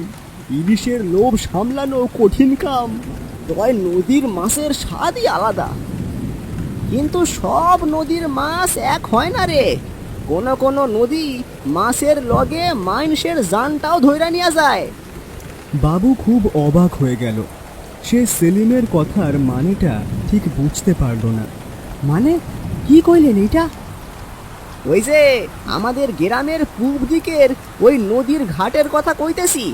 ওই নদীর ঘাটের নাম শুনলে আইজও আমার শরীরে রক্ত হিম হইয়া যায়। নরেন খুড়ো এতক্ষণ চুপ করে শুনছিলেন। এবার তিনি মুখ খুললেন। তার গলার স্বরটা কেমন যেন ভারী শোনালো। পূব নদীর ঘাটের কথা আর তুলিস না তোরা। ওইটা এক অভিশপ্ত জায়গা, বিশেষ কইরা এমন বর্ষার রাইতে। নরেন খুড়োর কথা শুনে বাবু আর সেলিমের মধ্যে একটা চাপা উত্তেজনা তৈরি হলো। তারা দুজনেই জানে ওই নদীর ঘাটে নিয়ে গ্রামে অনেক গল্প প্রচলিত আছে, কিন্তু নরেন খুড়োর মতো একজন বয়স্ক মানুষের মুখে কথাটা শোনায় তাদের কৌতূহল আরো বেড়ে গেল। কেন খুড়ো, কি হয়েছিল এখানে? আমি তো শুনছি অনেকে নাকি নদীর ওই জায়গায় ডুইবা মইরা গেছিল। হ, ঠিকই শুনছস। মাইন্সগুলো জ্বরের রাইতে মাছ ধরতে গিয়া আর ফিরে আসে নাই। আরে তাগো ডিঙি গুলাও নাকি পাওয়া যায় নাই। শুধু ডিঙি না রে, লাশও কোনোদিন ভাসে নাই। নদীটাই যেন তাগরে গিল্লা খাইছে। কোন কি, লাশও পাওয়া যায় নাই? না, এক ফোঁটা চিহ্নও নাই। এমন হইতে হইতে সেই থাইকা গ্রামের কেউ আর ওই নদীর ঘাটে রাইতে মাছ ধরতে যায় না। তয় কেউ ফিরা আসে নাই, এইটা ভুল কথা। একজন অবশ্য ফিরা আইছিল। হ্যারিকেনের আলোটা বাতাসে কেঁপে উঠল। বাইরের বাতাসের শব্দটা আরো তীব্র হয়ে উঠেছে। বলেন কি খুড়ো, আমি রমেন খুড়োর কাছেও শুনছিলাম ওই জায়গা নিয়ে নাকি কি একখান ঘটনা আছে, কিন্তু আমারে তিনি সেই ঘটনাখান খুইলা বলেন নাই। রমেন আমার চাচাতো ভাই, ওর মুখেই একখান ঘটনা আমি শুনছি। কি ঘটনা খুড়ো? এমন এক ঘটনা শুনছি যা শুনলে তোদের গায়ের লোম খাড়া হইয়া যাইব। শোন তাইলে, এইটা সেই 90-এর দশকের ঘটনা। আরে এই বাদলায় যাইবি কই কাশেম? জানটা কি তোর সস্তা নাকি? তখন ছিল বর্ষার রাত। মুষলধারে বৃষ্টির সাথে পাল্লা দিয়ে চলছে ঝোড়ো বাতাস। কাশেমের বাড়ির দাওয়ায় টিন টিন করে চলছে একটা হ্যারিকেন। দাওয়ায় বসে আছে কাশেম আর রমেন। আরে কি যে কও, নদী এখন মাছে ভইরা গেছে। আজ না গেলে সব মাছ আর একজনে ধইরা নিয়ে যাইব। আরে এই জায়গার কথা ভুইলা যা, ওই ঘাট ভালো না, বিশেষ কইরা এই অমাবস্যায় রাইতে। বলি এমনে এমনে কি আমরা ওই পাশের গ্রামের নদীর ঘাটে গিয়া মাছ ধরি।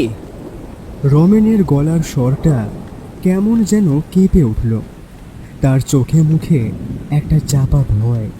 দূর দূর, তোমাকে সাপাসাপিতেই অত দূরে যাইয়া মাছ ধরা লাগে, অথচ ঘরের কাছেই নদীর ঘাট। কি যে করো তোমরা? ওই ঘাট জব্বার রে খাইছে, তোর মনে নাই? 2টা বছর হইয়া গেল, এমনই একখান বাদলার রাইত ছিল। মনে থাকবো না কেন? জব্বার ভাইরে আমি ভুলে যাইব, কিন্তু ডরের কাছে পেট মানে কই? ঘরে মারা অসুস্থ, ওষুধ কিনন লাগবো। কাশেমের গলায় জেদ আর অসহায় ভাব মিলে মিশে একাকার। সে জানে রমেন তার ভালো চায়, কিন্তু পেটের খিদে আর মায়ের অসুস্থ মুখটা যখন চোখের সামনে ভাসে, তখন কোনো ভয়ই আর ভয় বলে মনে হয় না। টাকার দরকার সবারই আছে, কিন্তু জানের দাম কি টাকার চাইতে কম? জব্বারেরও টাকার খুব দরকার ছিল, বেচারার পোলাডার কি অসুখ, কিন্তু শেষে কি হইল? নদী তো ওরে নিয়ে গেল। দুজনেই কেমন গম্ভীর হয়ে গেল। জব্বার আর রমেন ছিল এক আত্মা। একজনের বিপদে আর একজন ঝাঁপিয়ে পড়ত। জব্বারের ছেলের অসুখের সময় রমেন নিজের শেষ সম্বলটুকু বন্ধুর হাতে তুলে দিতে দ্বিধা করেনি, কিন্তু সেই জব্বার হারিয়ে গেল। কাশেমের ভেতরটা কেমন যেন করে উঠল। যা হওয়ার হইব, কিন্তু আমার যাওয়া অবশ্যই লাগবো। চিন্তার কোনো কারণ নাই। তুমি যেমন ভাবতেছ অমন কিছু হইব না। এখন তুমি বাড়ি যাও, তাইলে সকালে দেখা হইব। কাশেম আর এক মুহূর্তও দাঁড়ালো না। গায়ের গামছাটা মাথায় জড়িয়ে সে রাস্তায় পা রাখল। ঝোড়ো বাতাস যেন ওকে উড়িয়ে নিতে চাইছে। রমেন পেছন থেকে চেঁচিয়ে উঠল, কাশেম, কথা শোন, যাইস না। আরে এই পোলাটা কথা শুনবো না। কিন্তু রমেনের ডাক বৃষ্টির আওয়াজে হারিয়ে গেল।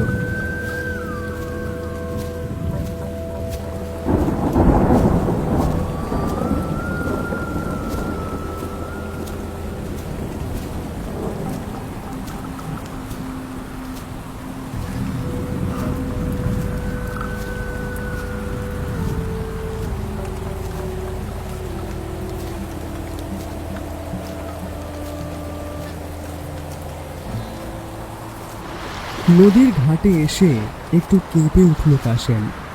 চারদিকে ঘুটঘুটে অন্ধকার, শুধু একটু পরপর বিদ্যুৎ চমকাচ্ছে, আর সেই আলোয় নদীর ভয়াল রূপটা ক্ষণিকের জন্য স্পষ্ট হয়ে উঠছে।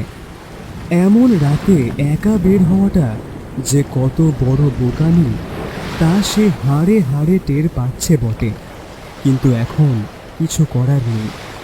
ডিঙি নৌকাটা বাঁধা ছিল একটা গাছের সাথে।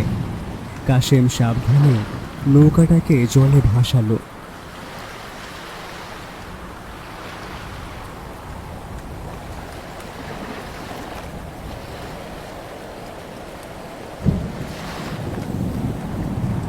এক জায়গায় থেমে জাল ফেলতে গিয়েই কাশেম প্রথমবার জিনিসটা খেয়াল করল। বেশ খানিকটা দূরে একটা টিমটিমে আলো জ্বলছে। এই দুর্যোগের রাতে এখানে সে ছাড়া আর কে আসার সাহস করবে? কেরা ওইখানে? কেউ আছে নাকি?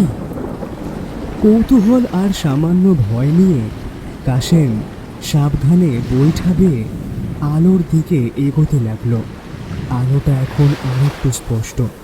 হ্যাঁ, একটা হ্যারিকেনের আলোই বটে, আর আলোর নিচে আবছা একটা মানুষের অবয়ব দেখা যাচ্ছে। লোকটা এক মনে জাল ফেলে যাচ্ছে, কিন্তু অদ্ভুত ব্যাপার হলো লোকটার সাথে কোনো নৌকা নেই। কাশেম তখনও অন্ধকারে ঠিক বুঝল না সেখানে নৌকা না থাকলে লোকটা কিসের ওপর দাঁড়িয়ে আছে। ভাই, ও ভাই, শুনতাছেন? লোকটা কোনো জবাব দিল না। ঠিক তখনই বিদ্যুৎ চমকালো। দিনের আলোর মতো কয়েক মুহূর্তের জন্য চারপাশটা ঝলমল করে উঠল, আর সেই আলোতেই কাশেম যা দেখল তাতে গায়ের রক্ত হিম হয়ে গেল তার। লোকটার পা দুটো জলের উপরে ভাসছে। সে মাটিতে বা অন্য কোনো কিছুর উপরেও দাঁড়িয়ে নেই, সে শূন্যে, মানে জলের ঠিক কয়েক ইঞ্চি উপরেই দাঁড়িয়ে রয়েছে।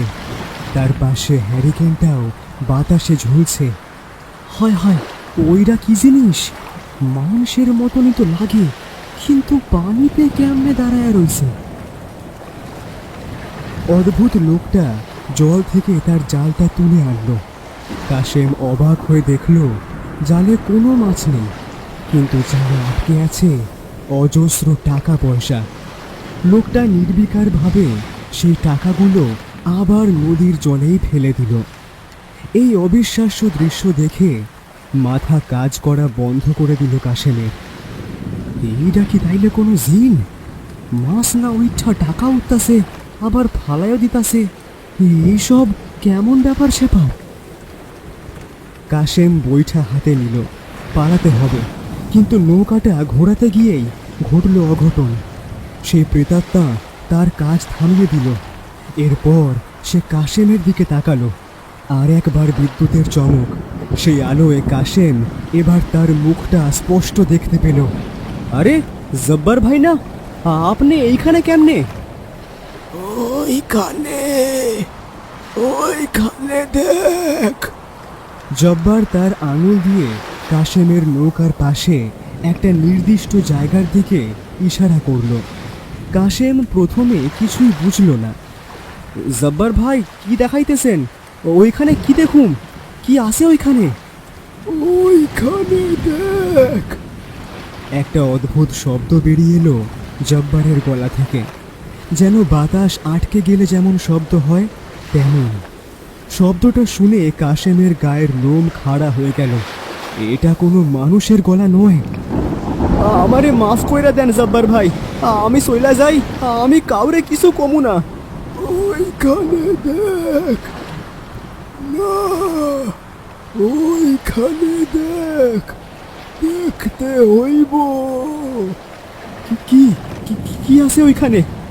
দেখলেই বুঝবি। জব্বার এবার তার আঙুলটা একটু নামিয়ে জলের নিচের দিকে ইশারা করলো। নিচে দেখমু, এইটা কইতেছেন? কাশেম ঝুঁকে দেখার চেষ্টা করলো, কিন্তু কিছুই দেখা গেল না। ঘোলা জল আর আবছা অন্ধকার ছাড়া আর কিছুই নেই। জাল, জাল ফেল। ও আচ্ছা, এইবার বুঝতে পারছি, জাল ফেলতে হইব। কাশেম কাঁপা কাঁপা হাতে জালটা ছুঁড়ে মারল জব্বারের ইশারা করা জায়গায়। জালটা পড়ার পর সে আস্তে ধীরে টানতে শুরু করলো। জাল বেশ ভারী লাগছে। মাছের ঝাঁক পড়লে যেমন লাগে তেমন কিন্তু নয়, অন্যরকম একটা ভার, যেন কোনো পাথর বা অন্য কিছু আটকে গিয়েছে।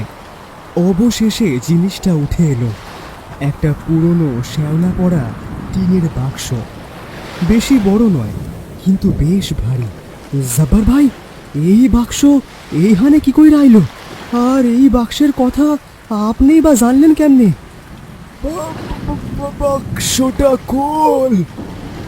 বাক্সটার ডালায় একটা পুরনো তালা লাগানো, কিন্তু সেটা মরিচা ধরে প্রায় অকেজো।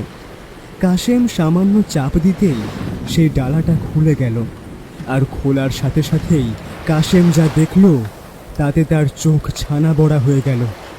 বাক্সের ভেতরটা টাকার বান্ডিল দিয়ে ভর্তি। এত টাকা! এই নদীর নিচে এত টাকা কার পয়রা ছিল? আমার টাকা, এইটা আমার বাক্স। রমেন, রমেন রে দিবি এই টাকা। এই টাকাগুলো কেন রমেনকে দিতে হবে সেটা কাশেম কোনোভাবেই বুঝল না। আমার এই কথাটা রাখিস। রমেন রে, রমেন রে টাকাটা দিয়া দিস। ঠিক আছে, ঠিক আছে, আমি দিমু জব্বার ভাই, আমি ওরা দিয়া দিমু। আমি রমেন ভাইরে এই টাকা পৌঁছায় দিমু। কাশেমের কথা শেষ হতেই জব্বারের বিবর্ণ মুখে যেন একটা হালকা হাসির রেখা ফুটে উঠল। কাশেমের চোখের সামনেই ধীরে ধীরে জব্বারের শরীরটা বাতাসে মিলিয়ে যেতে শুরু করলো। হ্যারিকেনের আলোটাও নিভে গেল। কয়েক সেকেন্ডের মধ্যে সেখানে আর কিছুই রইল না। ঝড় বৃষ্টির দাপট তখনও হয়েই চলেছে। কাশেমের মাথা ঘুরছে। 2 বছরের এক অতৃপ্ত আত্মার ভার যেন আজ তার কাঁধে এসে পড়েছে। নৌকার ওপরেই জ্ঞান হারিয়ে ঢলে পড়ল সে। কাশেম যখন চোখ খুলল তখন সে নিজেকে নদীর ঘাটে দেখতে পেল। রমেন তার উপর ঝুঁকে আছে। ধর্মর করে উঠে বসল কাশেম। প্রথমেই মনে পড়ল রাতের কথা। সে চারপাশে খুঁজল। হ্যাঁ, বাক্সটা তার পাশেই রাখা আছে। কিরে কাশেম, জ্ঞান ফিরছে? আমারে কই পাইলাম? সেই যে রাতে গেলি, তারপর সকাল পার হইয়া দুপুর হইয়া গেল, তোর কোনো খবর নাই। আমি তো ভাইবাই শেষ। খুঁজতে আইসা দেখি তোর নৌকা ঘাটে আটকায় আছে, আর তুই এইখানে অজ্ঞান হইয়া পইরা রইছস। আরে কি হয়েছিল তোর? আর এই বাক্সটা কই পাইলি? কাশেমের গলা কাঠ হয়ে আছে, কথা বেরোতে চাইছে না। তবুও সে রমেনকে গত রাতের সমস্ত ঘটনা খুলে বলল।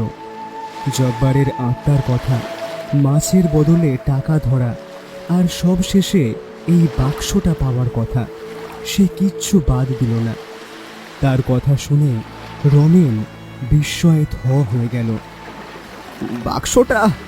বাক্সটা খুলতে পারবি? বাক্স খোলাই আছে তো, এই দেখো। কাশেম বাক্সটার ডালা খুলে ধরল। ভিতরের টাকাগুলো দেখে রমেন আর নিজেকে ধরে রাখতে পারল না। সে হাউমাউ করে কাঁদতে কাঁদতে টাকাগুলোর উপর হাত বুলাতে লাগলো। জব্বার, ও আমার ভাই রে, তুই মরার পরেও আমার ঋণ শোধ করার লাইগা এমন করলি। কিন্তু জব্বার ভাই এইটার লইগা এতদিন পরেও কেমনে আমারে দেখা দিল জানি না রে, কিন্তু জব্বার কইছিল, বন্ধু তোর এই ঋণ আমি ভুলমু না, 1 মাসের মধ্যে শোধ কইরা দিমু। জব্বার খুব খাটাখাটনি কইরা এই টাকা খান জমাইছিল। কিন্তু এই টাকাটা পানির তলে গেল কেমনে, এটাই তো বুঝতেছি না। যেই দিন জব্বার মারা যায় সেই দিন সকালেও আমার সাথে দেখা হয়েছিল। খুব খুশি ছিল।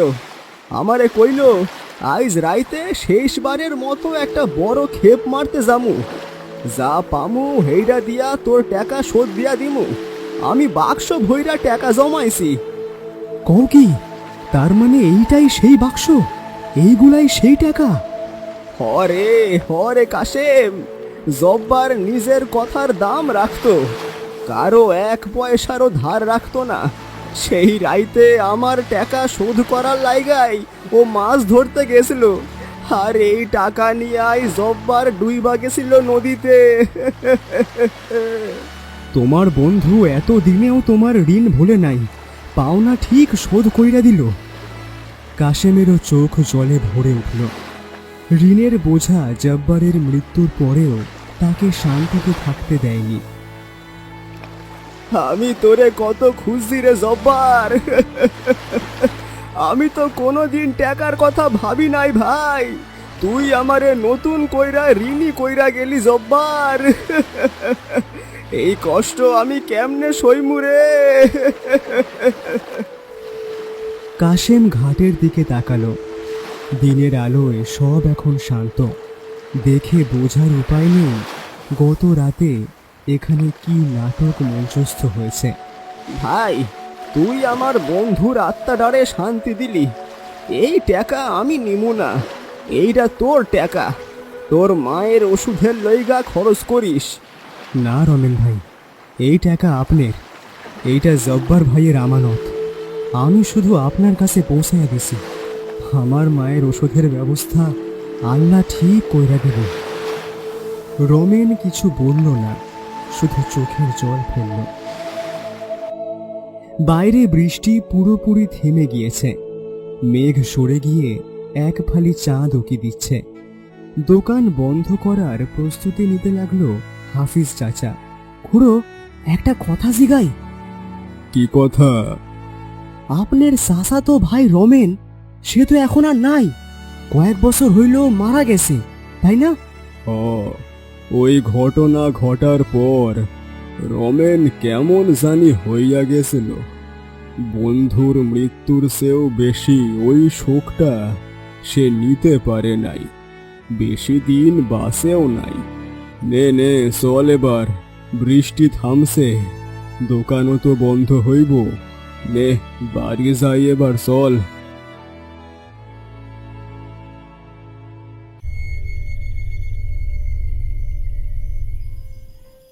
অমাবস্যার সময় গ্রামের আঁকা বাঁকা মাটির রাস্তা, দুই পাশে ঘন জঙ্গল আর বাঁশ ঝাড়ের মধ্য দিয়ে একটা গরুর গাড়ি শব্দ করে ধীর গতিতে এগিয়ে চলেছে। বাতাসে শোষ শব্দ আর ঝিঝি পোকার একটানা ডাকে পরিবেশটা থমথমে। গরুর গাড়ির মধ্যে হ্যারিকেনটা টিমটিম করে চলছে। নরেন, খুড়ো, রঘু আর নিতাই গরুর গাড়ি করে কোথাও একটা যাচ্ছে। রঘু আর নিতাই নিজেদের মধ্যে কথা বলছে, আর নরেন খুড়ো মুখ গোমরা করে বসে আছে। বাবা রে বাবা, বর্ষার সময় খুব কষ্ট হয় রে এই কাঁচা রাস্তা দিয়ে যেতে। গঞ্জ থেকে ফিরতে অনেক সময় লেগে যায়। হ্যাঁ, ঠিকই বলেছ নেতাইদা। এই রাস্তা ঠিক না করলে আমাদের আর শান্তি নেই। হ্যাঁ হ্যাঁ, যত দ্রুত সম্ভব এই রাস্তা ঠিক করতে হবে। রাতের বেলা এই রাস্তাতে যাওয়া খুব কষ্টকর হয়ে যায় রে। আবার চারিদিকে কেমন ঘুটঘুটে অন্ধকার, দূর দূর দূর, বেশ ভয়ও লাগে। হ্যাঁ, দেখি গ্রামের সবাই মিলে এই রাস্তাটা পাকা করার ব্যবস্থা করব। আরে, আমি তো ভুলেই গিয়েছিলাম, আজকে তো অমাবস্যার রাত। শুনেছি এই অমাবস্যার রাতে মৃত আত্মারা সব জায়গায় ঘুরে বেড়ায়। দূর, সব আদিমকালের গল্প শোনাইও না তো নেতাইদা। মরা মানুষ আবার ফিরে আসে নাকি? সব আন্দাজে গল্প। আরে আসে আসে, আমি শুনেছি। আরে ও খুড়ো, তোমার হলো কি বলো তো? অমন মুখ গোমরা করে বসে আছো যে? নরেন খুড়ো কোনো জবাব দেয় না, অন্যমনস্ক হয়ে চুপচাপ কিছু একটা চিন্তা করছে। এসব আমি বিশ্বাস করি না। যতদিন নিজের চোখে দেখতে পারবো না ততদিন বিশ্বাস আমি করব না, তাই না খুড়ো? তুমি কিছু বলছো না কেন? হ্যাঁ খুড়ো?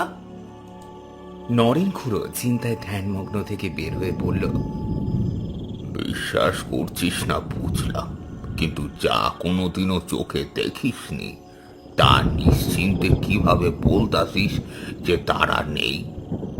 আরে খুড়ো, কি সব বলছো?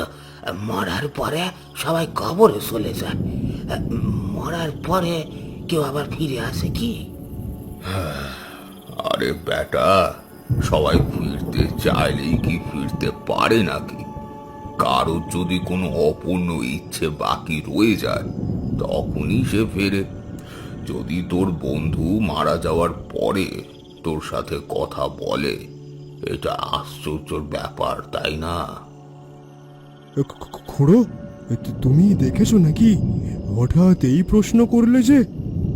হ্যাঁ খুড়ো, তুমি কি সত্যি সত্যি দেখেছো?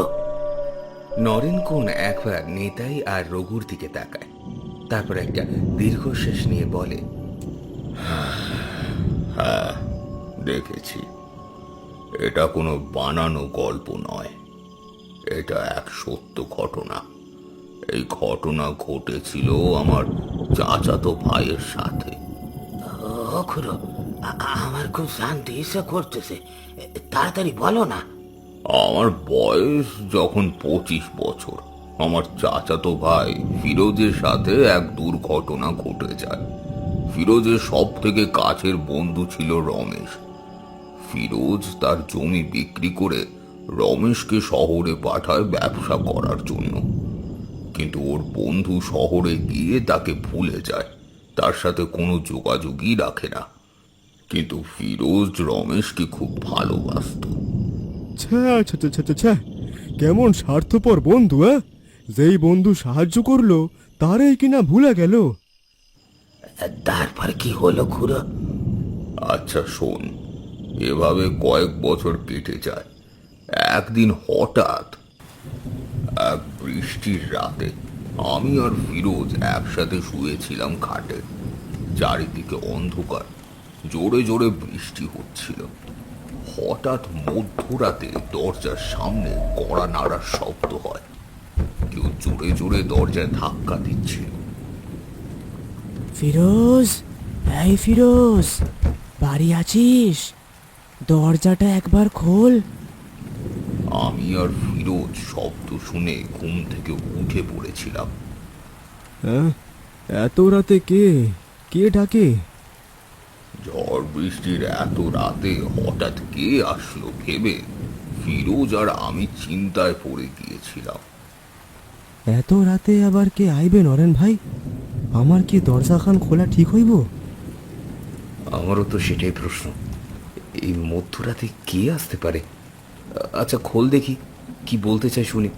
যদি চোর ডাকাত হয় লাঠি দিয়ে মেরে ঠ্যাং ভেঙে দেব। কিরে, কি হলো? তাড়াতাড়ি খোল, আমার যে অনেক বড় বিপদ। ফিরোজ ওর কণ্ঠ শুনে বুঝতে পেরেছিল এই কণ্ঠ সে আগেও শুনেছে। তখনই সে বুঝতে পারলো এটা আর কেউ নয়, রমেশের কণ্ঠ। তাই ফিরোজ তাড়াতাড়ি দরজা খুলে দিল।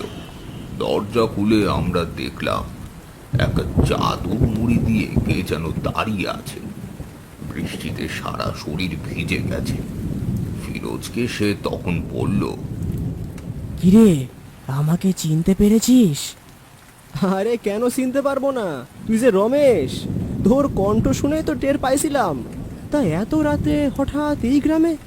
হ্যাঁ, আমি এসেছিলাম তোর কাছেই তোকে দেখার জন্য। অনেক দিন তোর সাথে দেখা করিনি, আমাকে মাফ করে দিস ফিরোজ। আসলে জীবনে টাকা পয়সা, গাড়ি বাড়ি এসব কিছুই না, সেটা আমি এখন বুঝতে পেরেছি। কি যে কইস রমেশ, আরে আমি তোরে অনেক দিন আগেই মাফ করে দিছি, বুঝলি। আমি এইসব নিয়ে আর কিছু মনে করি না ভাই। তা তুই বাইরে দাঁড়িয়ে আসিস কেন? আরে ঘরে আয়, ঘরে আয়। তোর শরীর যে পুরো ভিজে গিয়েছে রে, তুই ঘরে আয় তো আগে। না না, আমি বাড়িতে ঢুকবো না, আমার যে অনেক কাজ। কি কাজ তোর এত রাতে? আমি আর আমার শহরের 4 বন্ধু এসেছিলাম গ্রামে ঘুরতে আর তোর সাথে দেখা করতে, কিন্তু প্রচণ্ড বৃষ্টির কারণে রাস্তাঘাট কিছুই দেখা যাচ্ছিল না। হঠাৎ দুর্ভাগ্যজনকভাবে আমাদের গাড়িটা অ্যাক্সিডেন্ট হয়, আর সেখানেই আমার 4 বন্ধু মারা যায়। কি বলিস রমেশ? তা তোর বন্ধুরা এখন কোথায়?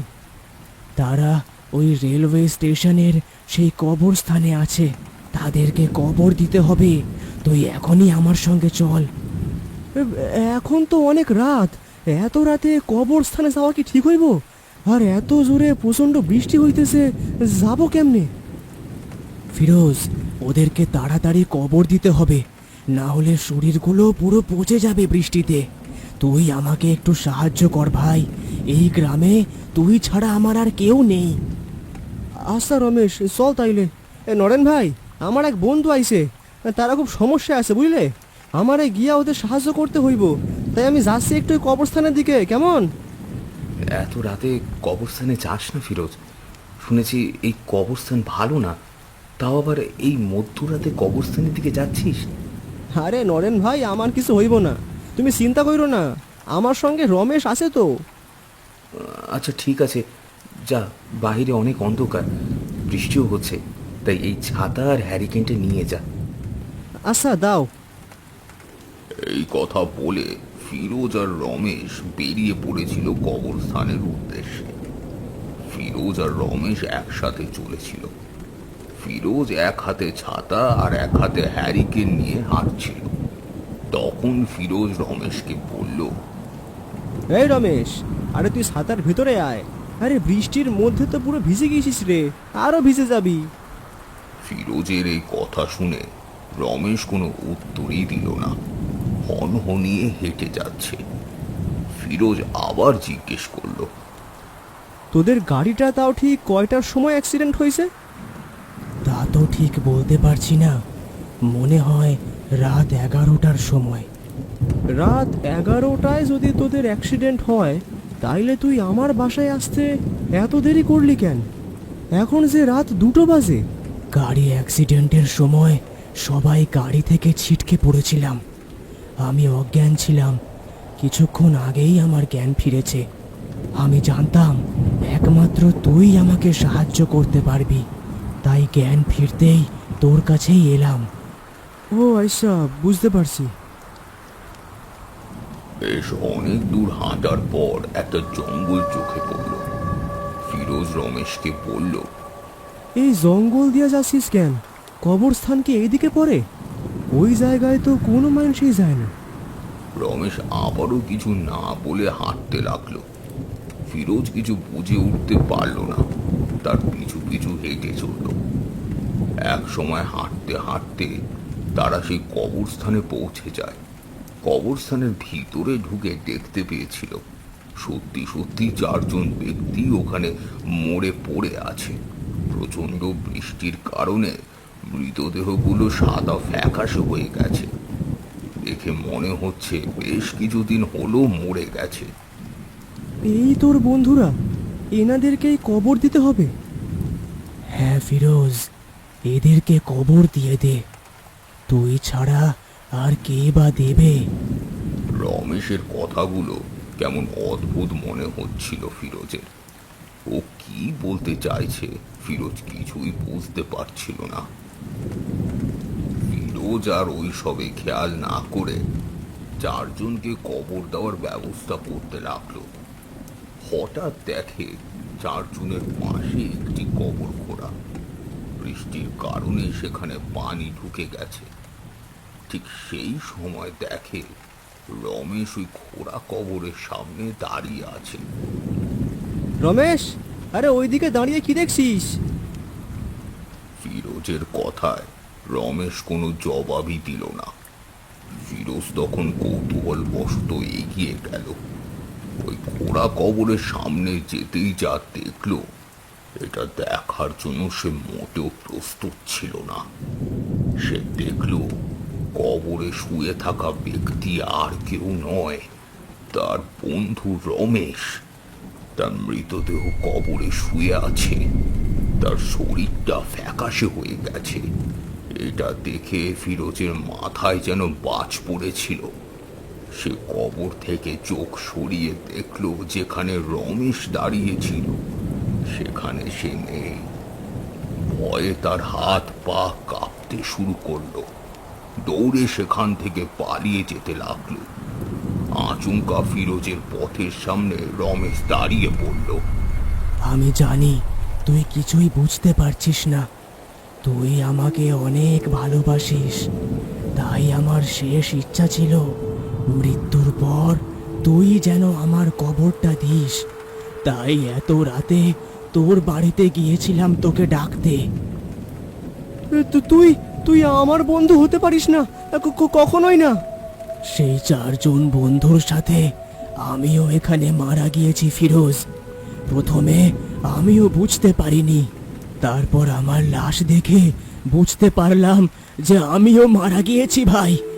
যতক্ষণ তুই না আমাকে কবর দিবি, ততক্ষণ আমার আত্মা এভাবেই ঘুরতে থাকবে ফিরোজ। রমেশ, তুই আমার অনেক ভালো বন্ধু, আমি তোর এই শেষ ইচ্ছে অবশ্যই পূরণ করব ভাই। এই বলে ফিরোজ রমেশের কবরে মাটি দেয়। আর দেখতেই দেখতে রমেশের আত্মা হাওয়ায় মিলিয়ে যায়। তখনই হঠাৎ অনেক জোরে বাতাস এসে হ্যারিকেনের আলো নিভে যায়। তারপর কি হলো খুড়ো? ফিরোজ কি বেঁচে আছে? পরের দিন সকাল 5টা বাজে। ঘুম থেকে উঠে দেখি ফিরোজ এখনো আসেনি। আমি তখনই দৌড়ে চলে যাই সেই কবরস্থানে। গিয়ে দেখি ফিরোজ একটি কবরের উপর পড়েছিল অজ্ঞান অবস্থায়। ওর পাশে পড়েছিল 4 জন লোকের লাশ।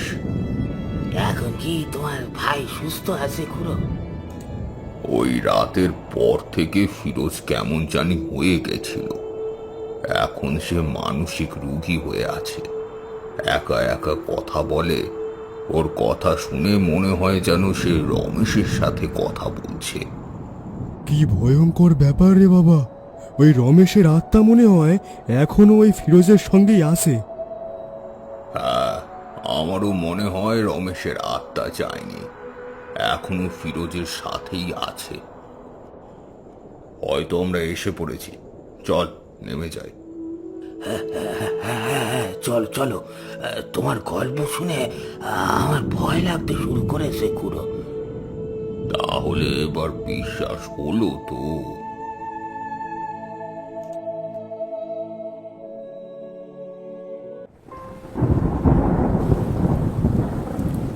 সন্ধ্যা নেমে আসতেই নিতাইয়ের চায়ের দোকানে বসে যায় আড্ডা। প্রায় প্রত্যেক দিনই গরম গরম চায়ের সাথে বেশ জমে ওঠে এই কয়েকজনের ছোট্ট গল্পের আসর। আজকের সন্ধ্যা কিন্তু একটু অন্যরকম। আকাশটা সকাল থেকেই মুখ ভার করেছিল, আর এখন নেমেছে একটানা বৃষ্টি। দোকানের সামনের কাঁচা রাস্তাটা কাদায় একেবারে থলথলে হয়ে পড়েছে। এরকম এক বাদল রাতেই শুরু হলো গল্পের আসর। আজ ওদের গল্পের মূল আকর্ষণ ভূত। রমেশ আর রঘুর মধ্যে ভূত নিয়ে বেশ তর্ক চলছে। রমেশ নিজের চাটা শেষ করে চায়ের কাপটা টং করে নামিয়ে রেখে বলল, আরে রঘু, তুই কিন্তু অতিরিক্ত গুলগপ্প দিচ্ছিস। ভূত যদি সত্যিই থাকতো তাহলে কেউ চোখে দেখলাম না কেন? এই যে ভূত ভূত করছিস, তুই ঠিক করে বলতে পারবি আজ পর্যন্ত ভূত তুই সচক্ষে দেখেছিস কিনা? সবাই তো শুনে কথা বলে, শুধু ভয় দেখানোর ফন্দি। কে বলেছে? কে বলেছে কেউ ভূত দেখেনি?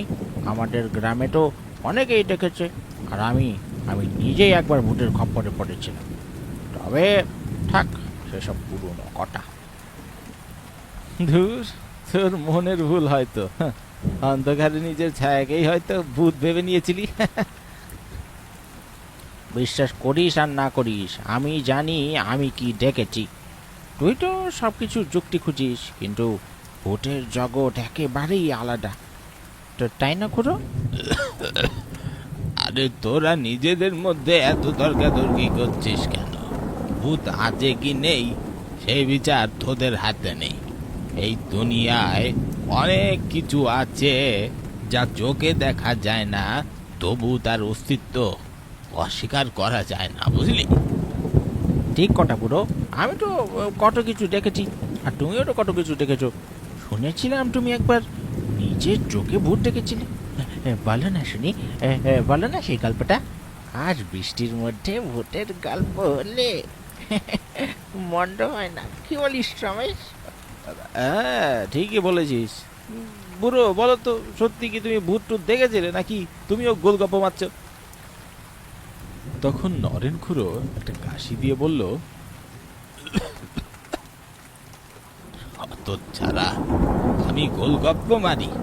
আমি এমন একটা অভিজ্ঞতার ভিতর দিয়ে গিয়েছি যা কোনো বইয়ে নেই, কোনো কল্পনাতেও নেই।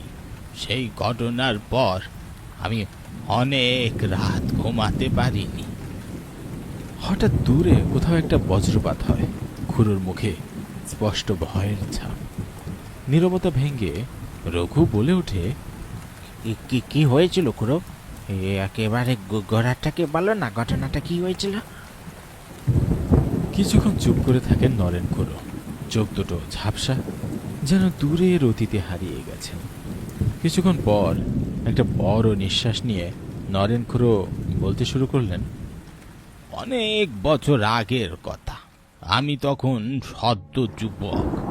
ঠিক এমন এক বর্ষার রাত, আকাশে একটানা বিদ্যুৎ চমকাচ্ছিল। গ্রামের মেলা শেষ করে বাড়ি ফিরছিলাম।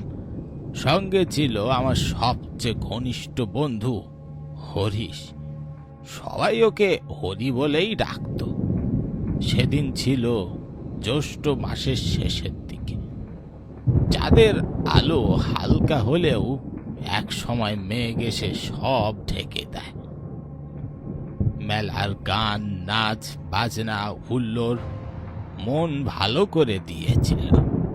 তাই সময়ের খেয়াল ছিল না একটু। যখন ঘড়িতে নজর পড়ল তখন রাত 1:30। আমরা সিদ্ধান্ত নেই জঙ্গলের পথ দিয়ে তাড়াতাড়ি বাড়ি ফিরব। সেই পথটা যেটা পুরনো শ্মশান ঘাটের পাশ দিয়ে যায়। তারপর কি হলো গুরু? প্রথমে কিছুই অস্বাভাবিক লাগেনি।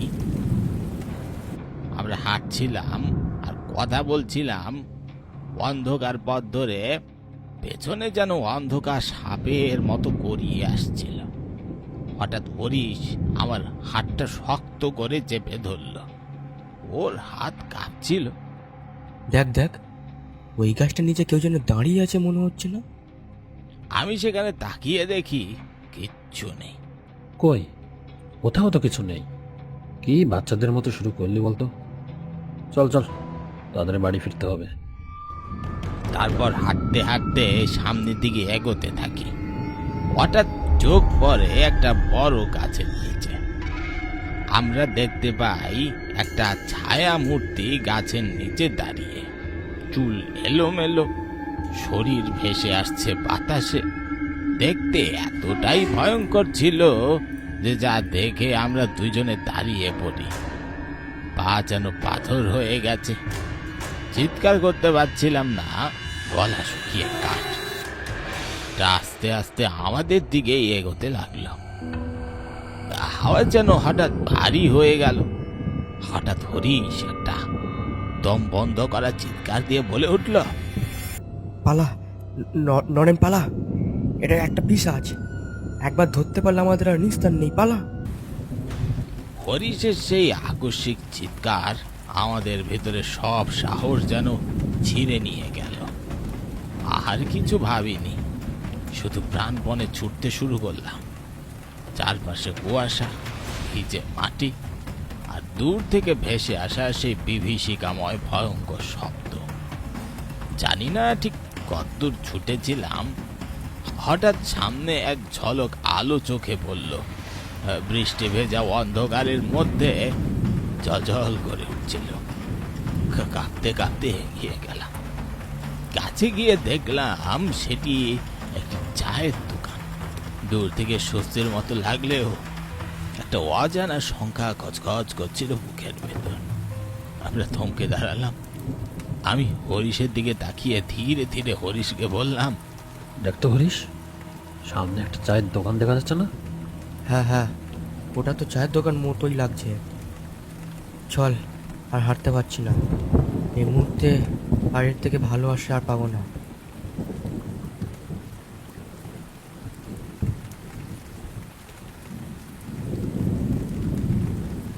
দোকানটা ভাঙ্গাচোরা হলেও এরকম টান অনুভব করলাম যেন কিছু টানছে। ভেতরে আলোর ঝলকানি, তবে সেটা কেমন অদ্ভুত নরম ঘোলাটে কুয়াশার মতো।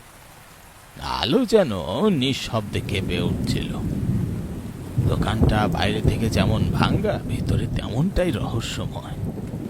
বাতাসে একটা ভিজে কাঠের গন্ধ, আর দোকানের ভেতর ঘোরাফেরা করছে ঘন ধোয়ার মতো কুয়াশা, যা যেন কেবল আলোকে গিলে ফেলতে চাইছে। এক কাপ চা দিন তো দাদা, গলা শুকিয়ে একেবারে কাঠ হয়ে গেছে। দোকানদার চুপচাপ দাঁড়িয়ে থাকে কিছুক্ষণ। তার চোখে কি যেন লুকোনো, যেন অতল কোনো কিছুর ইঙ্গিত। এই রাতে এমন ভয়াবহ বৃষ্টিতে আপনারা কোথা থেকে এলেন বাবু? আপনাদের মুখে তো আতঙ্ক লেগে আছে।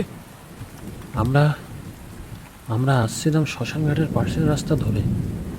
হঠাৎ একটা পিশাচ, না মানে একটা অন্ধকার ছায়া। পিশাচ?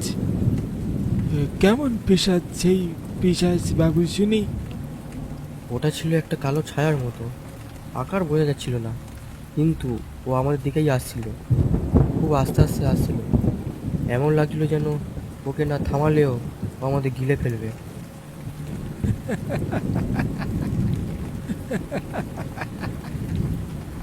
তার চোখ ধীরে ধীরে অস্বাভাবিকভাবে লাল হয়ে উঠেছিল।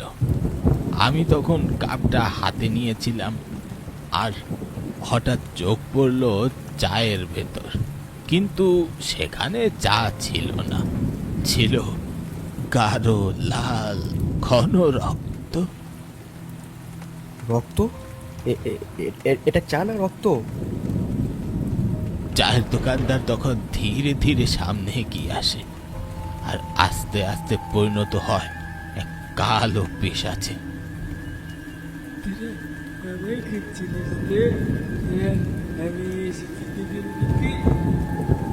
পালা হরিশ পালা, বাঁচতে চাইলে এখনই পালা।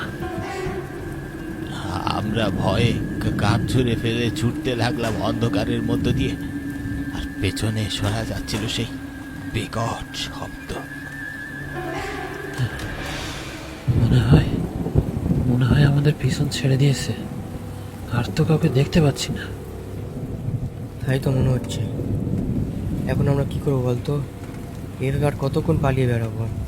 আমার কিন্তু এবার খুব ভয় করছে। অনেকক্ষণ পর দেখতে পেলাম কেউ একজন আমাদের দিকে টর্চ নিয়ে এগিয়ে আসছে। কাছে আসতেই দেখলাম একজন দারোগা বাবু। দারোগা বাবুকে দেখে একটু স্বস্তি পেলাম, ভাবলাম বিপদ কেটে গেছে। আমাদেরকে দেখে দারোগা বাবু বলল, এই রাতে এরকম হন্তদন্ত হয়ে কোথা থেকে ফিরছো মশাই? কি হয়েছে তোমাদের? দারোগা বাবু, ভূত। আমরা একটা ভূতের মুখোমুখি হয়েছিলাম। এমন কিছু দেখেছি যা বিশ্বাস করা কঠিন। কি আবল তবল বলছো? এখানে ভূত কোথা থেকে আসবে? দেখি কোথায় ঘটেছে ব্যাপারটা, আর নিয়ে চলো সেই জায়গায়। না না না, আমরা ওদিকে যাব না। ভয় পেও না, আমি আসি তো, এসো। ইচ্ছা না থাকা সত্ত্বেও আমরা তিনজনই হাঁটতে শুরু করলাম আবার সেই পুরনো শ্মশান ঘাটের দিকে। ধীরে ধীরে বাতাস ভারী হয়ে যাচ্ছিল, গাছের ডালপালাগুলো অদ্ভুতভাবে নড়ছিল। ঠিক সেই জায়গায় পৌঁছানোর পর হঠাৎ আমি আর হরিশ একসাথে থমকে দাঁড়ালাম। হঠাৎ করেই দারোগা বাবুর আওয়াজ কেমন যেন বদলাতে শুরু করলো। কি ভেবেছিস আমার হাত থেকে বেঁচে ফিরবি? তোদের মতো কতজন এখানে এসেছে, আমার হাত থেকে কেউ বাঁচতে পারেনি। আস্তে আস্তে দারোগা বাবুর শরীর বিকৃত হতে লাগলো। একটা সময় দারোগা বাবু ওই ভয়ঙ্কর পিশাচের রূপ ধারণ করলো। আরে নরেন পালা, এটা দারোগা না, এটা সেই পিশাচ। আরেকবার আমরা প্রাণ ভয়ে ছুটতে লাগলাম। পেছনে দারোগা বাবুর মতো দেখতে সেই পিশাচের গলা যেন বাতাসে ভাসছে। আমি পিছনের দিকে না তাকিয়ে দম বন্ধ করে শুধু দৌড়াতে লাগলাম। মনে হচ্ছিল এটাই হয়তো জীবনের শেষ রাত।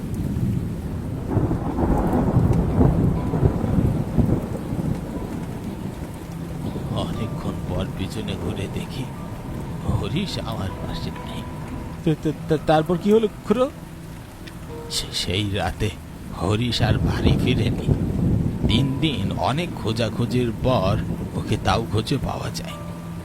তৃতীয় দিন ও রাত খাওয়া মরদেহ পাওয়া গেল বাঁশবাগানের পাশের ডোবার জলে। চোখ দুটো খোলা, আর চোখে এক জমাট বাঁধা চিৎকার। তারপর কি হলো খুড়ো? তারপর কি হলো খুড়ো? তোমার কি শরীর খারাপ লাগছে? না, আমি ঠিক আছি। হে রঘু, ওদিকে দেখ, খেজুর গাছের পিছন থেকে কে যেন একটা উকি দিচ্ছে। ওদিক তাকাস না, ওদিকে তাকাস না তোরা। কেন করো? তুমি তো বললা না। তারপর ওই পিশাচের কি হলো?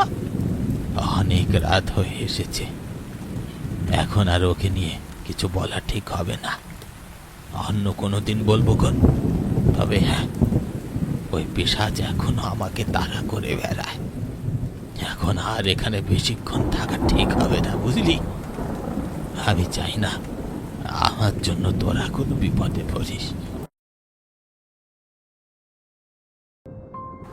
বাকি দিনের মতো আজও সন্ধ্যা নামতে সবাই নিতাইয়ের দোকানে ভিড় জমিয়েছে। বাইরে টিপটিপ বৃষ্টি, দোকানের ছাপড়ার নিচে ধোয়াটে আলোয় কুপি জ্বলছে। দোকানের মালিক নিতাই এক কাপ চা নিয়ে নরেন খুড়োকে উদ্দেশ্য করে বলে, খুড়ো, এই নাও, তোমার জন্য আদা দিয়ে তেজপাতা দিয়ে কড়া করে চা বানিয়েছি। এটা খাও, মাথা ব্যথা এমনি পালিয়ে যাবে। আমি না বললাম রে নিতাই, তোর দোকানটাই এখন একমাত্র হাসপাতাল। শুধু মাথা ব্যথা না, মনটাও ভালো হয়ে যায় এই চা খাওয়ার পরে। আজকে কি কোনো গল্প টল্প হবে খুড়ো? আরে দাঁড়া, সবে তো এসে বসলাম, এত তাড়াহুড়ার কি আছে বাবু, বুঝি না। ভূতের কথা তুললেই তো তোমার পকেট চুলকায় খুড়ো। বলো না, আজকের গল্প টল্প হবে নাকি? এখনই বললে গল্পের মেজাজ মরে যাবে রে। চাটা শেষ হোক, বৃষ্টিটা জমক, তারপর। এই ভালো কথা, এই রমেশ কোথায়? গুয়াকে তো দেখছি না। আমিও রমেশকে কয়েকদিন হলো দেখছি না। এ রঘু, তুই কি কিছু জানিস? রমেশের তো কয়েকদিন যাবৎ ভীষণ জ্বর। ওর বাড়িতে গিয়েছিলাম, আর ওর সাথে কথা বললো না, চুপচাপ ঘরের মধ্যে বসে থাকে। জ্বর জ্বর হলো কি করে? ভালোই তো ছিল জেলেটা। ওর মাই বলল কারোর সাথে দেখা করতে চাচ্ছে না, বাড়ির লোকেরা দরজা জানালা বন্ধ করে রাখবে। শুনেছি কোনো কিছু দেখেছে রমেশ, তারপর থেকেই এই হাল। শুনেছি সেদিন চায়ের দোকান থেকে গল্প করে যাওয়ার পর থেকেই ওর এই অবস্থা।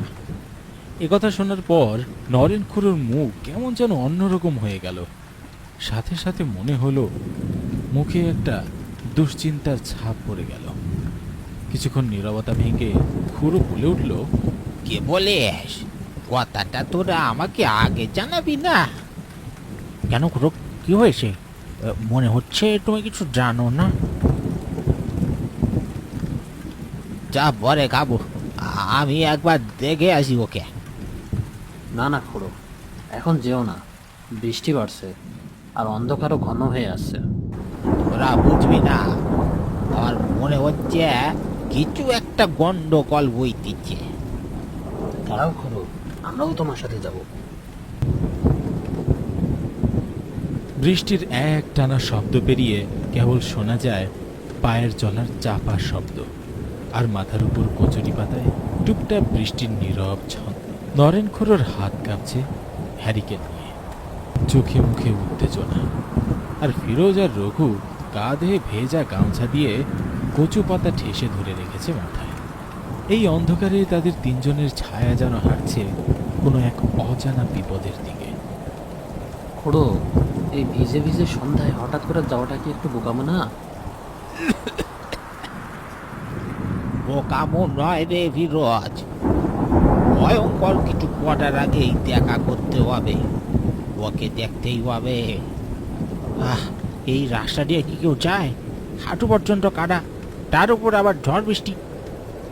যার ভেতরে আগুন জ্বলছে তার রাস্তা কাদা কিচ্ছু যায় আসে না। রমেশ যা বলেছিল সেদিন, আর তারপর এই হাল।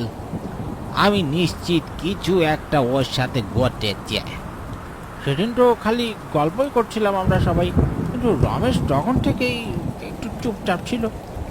রঘু, তুই যখন দেখলি ওর চোখে কি ছিল? খালি তাকিয়েছিল, চোখ বড় বড় করে, যেন চিনতে পারলো না, যেন চিনার চেষ্টা করেও কিছু মনে করতে পারছে না। খুড়ো, তুমি কি কিছু আন্দাজ করতে পারছো? আমি সব জানি না, কিন্তু বুঝতে পারছি একটা পুরনো গল্প আবার ফিরে আসছে। খুড়ো, ওইটা ওই ঝোপের পাশে কেউ দাঁড়িয়ে আছে মনে হচ্ছে না? চল, দাঁড়িয়ে থাকিস না। এই সময়ে যাদের দেখা যায় সবাই মানুষ না রে। আমরা তখন বৃষ্টির মধ্যে মাথায় কচু পাতা দিয়ে এগিয়ে চলেছি রমেশের বাড়ির দিকে। কোনো কিছু বুঝতে না পারলেও খুড়োর চেহারা দেখে এতটুকু বুঝতে পারছিলাম কোনো খারাপ কিছুর আভাস পেয়েছে। একটু এগোতেই সামনে রমেশের বাড়িটা নজরে পড়ল। দরজাটা খোলা, মনে হয় ও ভিতরেই আছে। চল ভেতরে যাই, একটু সাবধানে। ভিতরে ঢুকতেই আমরা দেখি রমেশ বিছানায় বসে আছে। রঘু, আমরা এসেছি, চিনতে পারছিস? রমেশ ধীরে ধীরে মুখ তোলে। তার চোখ দুটো লালচে, চোখে মুখে একটা হিংস্রতার ভাব। ওর চোখ দেখেছো খুড়ো? নরেন খুড়ো দেওয়ালের এক কোনায় থাকতেই প্রদীপের আলোয় কিছু একটা লক্ষ্য করে। তোরা তোরা কিছু দেখলি? না নাটক কই কই কোনো কিছুই তো দেখতে পাচ্ছি না।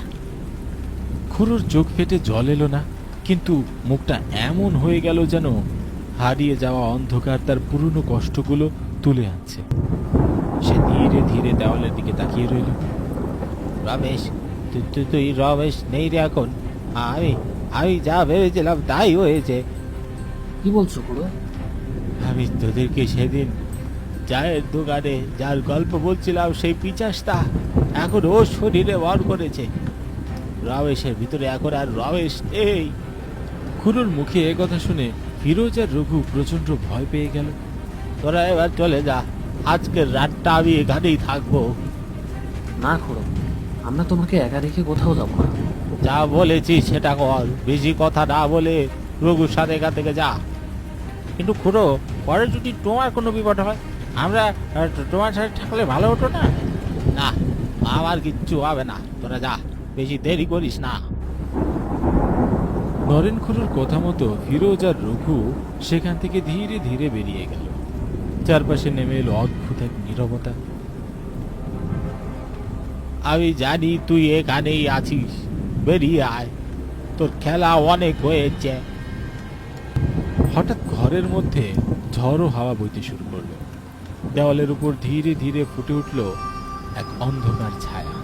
মনে হচ্ছে ছায়াটি খুড়োর দিকেই চেয়ে আছে। তুই আমাকে ডাকলি বুড়ো? ওকে ছেড়ে দে, ওকে ছেড়ে দে বলছি। ও বাঁচার যোগ্য, তোর মতো শয়তানকে বহন করার জন্য শরীর নয়। আমার শরীরটা নে, তাও তুই ওকে ছেড়ে দে। ওর রক্তের ভিতরে আমি ঢুকে পড়েছি, আমি কিছুতেই ছাড়বো না। ওর শরীরের সাথে আমি চিরকাল বেঁচে থাকবো।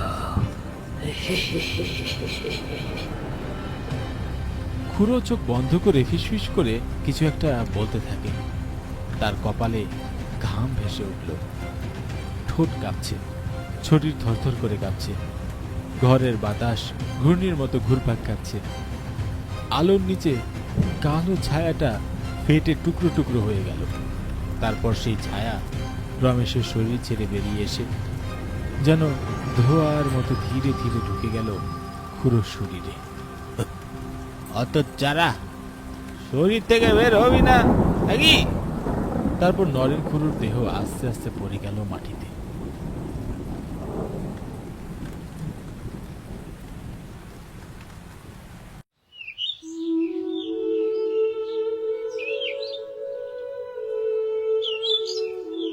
পরদিন সকালে সে পুরনো বাড়ির এক কোণে নিঃশব্দে দাঁড়িয়েছিল খুড়োর নিথর দেহ।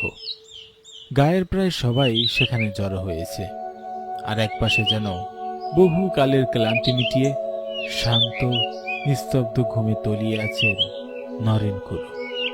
তিনি আমাদের থেকে একটা অন্ধকার দূরে নিয়ে গেলেন। আমাদের জন্য যা করলেন তা অন্য কেউ হলে করতো না। আমি খুড়োর ঋণ কোনোদিন শোধ করতে পারবো না। নরেন খুড়ো ছিলেন গল্পের মানুষ, হাসির ফাঁকে ভয়ের কথা বলতেন, আর আমরা মুগ্ধ হয়ে সেই গল্পগুলো শুনতাম। সেদিন সেই ভোরে আমরা বুঝে গিয়েছিলাম তিনি নিজেই একদিন হয়ে গেলেন এক শেষ গল্পের নাম, এক চুপচাপ ভয়ের গল্প, যেটা শুধু রমেশের নয়, আমাদের সকলের স্মৃতিতে গেঁথে থাকবে।